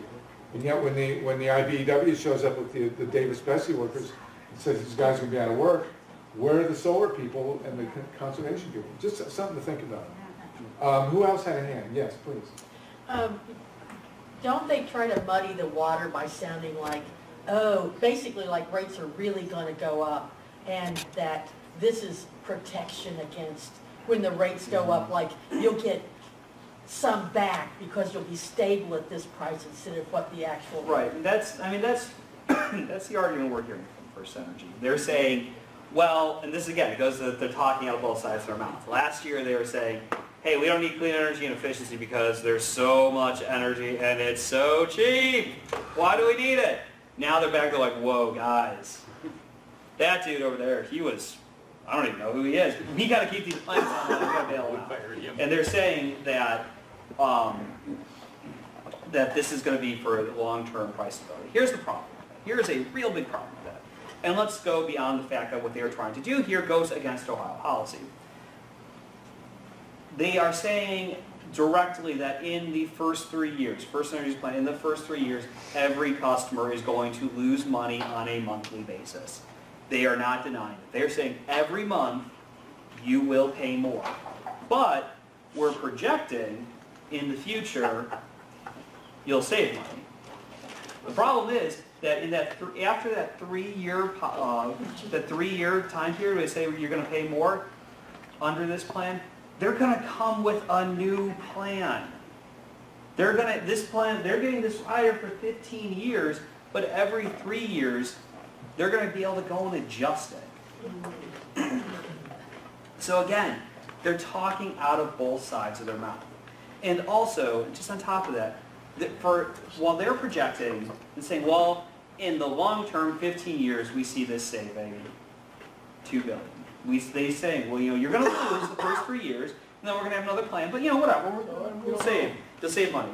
The problem is we've got the Consumers Council saying, looking at the same numbers and saying, you're going to cost $3 billion. You're going to raise prices $3 billion. So even if you do take them at their word and say that their plan, however they're looking at it, you know, it could save money, there's a $5 billion discrepancy there. Something is wrong. So I think that they're saying that, but again, I think it's talking out of both sides of their mouth. I think they're trying to find a way to... It's also like no renewables, like they couldn't, heaven forbid, change their business plan. Exactly. Well, and this is something that First Energy was one of the companies that went in hardest. They fought the most for deregulation. They loved the idea of competing in the open market. Except when they don't. Except when they don't. They loved it originally because they had all these plants and they were going to keep prices low and they were going to just sell you all those plants. Problem is, 15 years later, these plants are costing more and more. They're getting older and older. The coal rush for new coal plants that everyone expected in the early 2000s under the Bush administration didn't happen. What did happen is clean energy and efficiency came online, and it's coming to the point where it's saving consumers money, and we're seeing a clean energy future. So they're staying with it, but I don't think it's not going to save money. Pat? Oh, well, the $2 billion, the First Energy says it doesn't pass the straight face test. What they're saying is, we're going to forego $2 billion of our profits and give it back to the ratepayers. I mean, that's essentially what they're trying to, you know, do we really believe that? I don't think so. And at the end of the day, having customers spend billions of dollars extra to keep facilities that are only going to get older and older and face stronger and harder environmental compliance issues doesn't make sense. It just doesn't. When the alternative is cheaper and it has an actual future here. We should be involved in investing in clean energy and efficiency. Yeah. What's the role of the co-pilot in this whole thing, in case that with this PUCO fight? I can't say the role that Alec or the Koch brothers have in this. We know that that last year's attack on clean energy and efficiency through the Senate Bill 310, Senator Bill Seitz spearheaded that, and he is a board member of ALEC. So clearly their involvement was seen there. In this case, I can't say that there's strong Koch brother involvement, because we actually oh, go ahead. Because this goes right against the neoliberal economics. I mean, they made this big split, and you have customer choice, and they're coming back,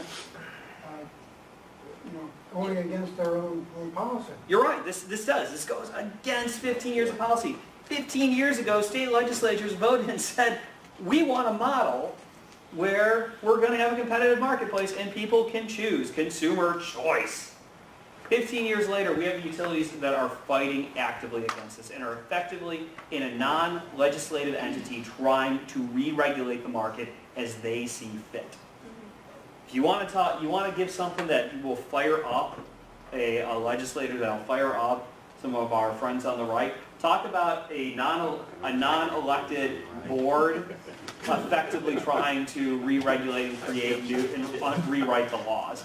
That'll get someone fired up. Talk about that this goes against consumer choice. This goes against your energy freedom. And that'll get people fired up. Mark? Oh, sorry. Any other questions? Mark. I just said, are we still breaking up in smaller groups to talk about future work? Is that gone on because hours have changed? Second question, you're talking about organizing with unions. TPP is a very major point. It's Trans-Pacific Partnership. It's a trade deal. It's very related to consumer, etc., worker, environmental concern. Since we're geared up for an action tomorrow, but now we don't have to do it tomorrow, is there still talk about doing something? If we could do PUCO and then head down to Portman's office and amend our agenda for tomorrow to talk stop the bailout, but then also stop TPP. Well, we still do have. But I'm just breaking that in now because I'm not sure we're breaking into smaller groups. Well, we do still have an action plan. It's just it's been moved back to June 15. And as for talking to Portman about this, hey, if someone wants to talk to Senator Portman about this, I'm just saying, people are geared up for an action tomorrow. So, I mean, I know you may not have people coming in town like you were, but local people are geared up for an action tomorrow, aren't they? Still? No, we informed everyone once we got the. I never got a thing. I'm on the thing. I never got it. Oh, I'm sorry. Yeah, you should have. Okay. If it's on Facebook, I don't get it. Is there a TPP action coming up? I'm not sure. I think I saw it on the web, and they had AFL-CIO. I'm not sure. The Central Ohio Sierra Club's having a lobby day sometime this month. I think they're talking about water issues, algae in Lake Erie. Are you familiar with that, when that is? There was a Central Ohio Sierra Club lobby day a couple weeks ago. They were just at it a couple weeks ago. Is it already over? Yeah, I think so. There's something on May 5th. There might be something. There might be four big issues: the energy bailouts, the algae. So they talked about the bailouts, but that's already happened. That was the OEC. That was the Ohio Environmental. All right. Well, we can talk. We can talk more about that later. Let's not lose focus here. So. Well, I'm not trying to lose focus. I'm trying to say where do we go from here? You are, exactly. And that would be one thing that we could, if that's still happening in the future, that we could perhaps tag on to. This year? There's some confusion as to whether what Greg said, because that was the Sierra Club. That was Central Ohio Sierra Club only? No, with Brian Cummings got a couple of Yeah, that's something Brian. Okay, first let's deal with this quick issue. I'm going to propose that we not break down into small groups because I think we have a focus here. This isn't that big a group. Would that be, is there objection to that if we just proceed? I've been very happy, I think most people have been pretty happy with the content of the presentations.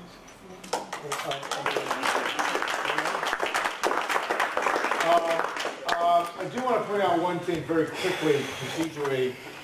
I think when we were discussing this in our own small group prior to this, we saw a three-step situation. Whereas if we could beat them at the PUC, we would then probably have a court battle. And then if we would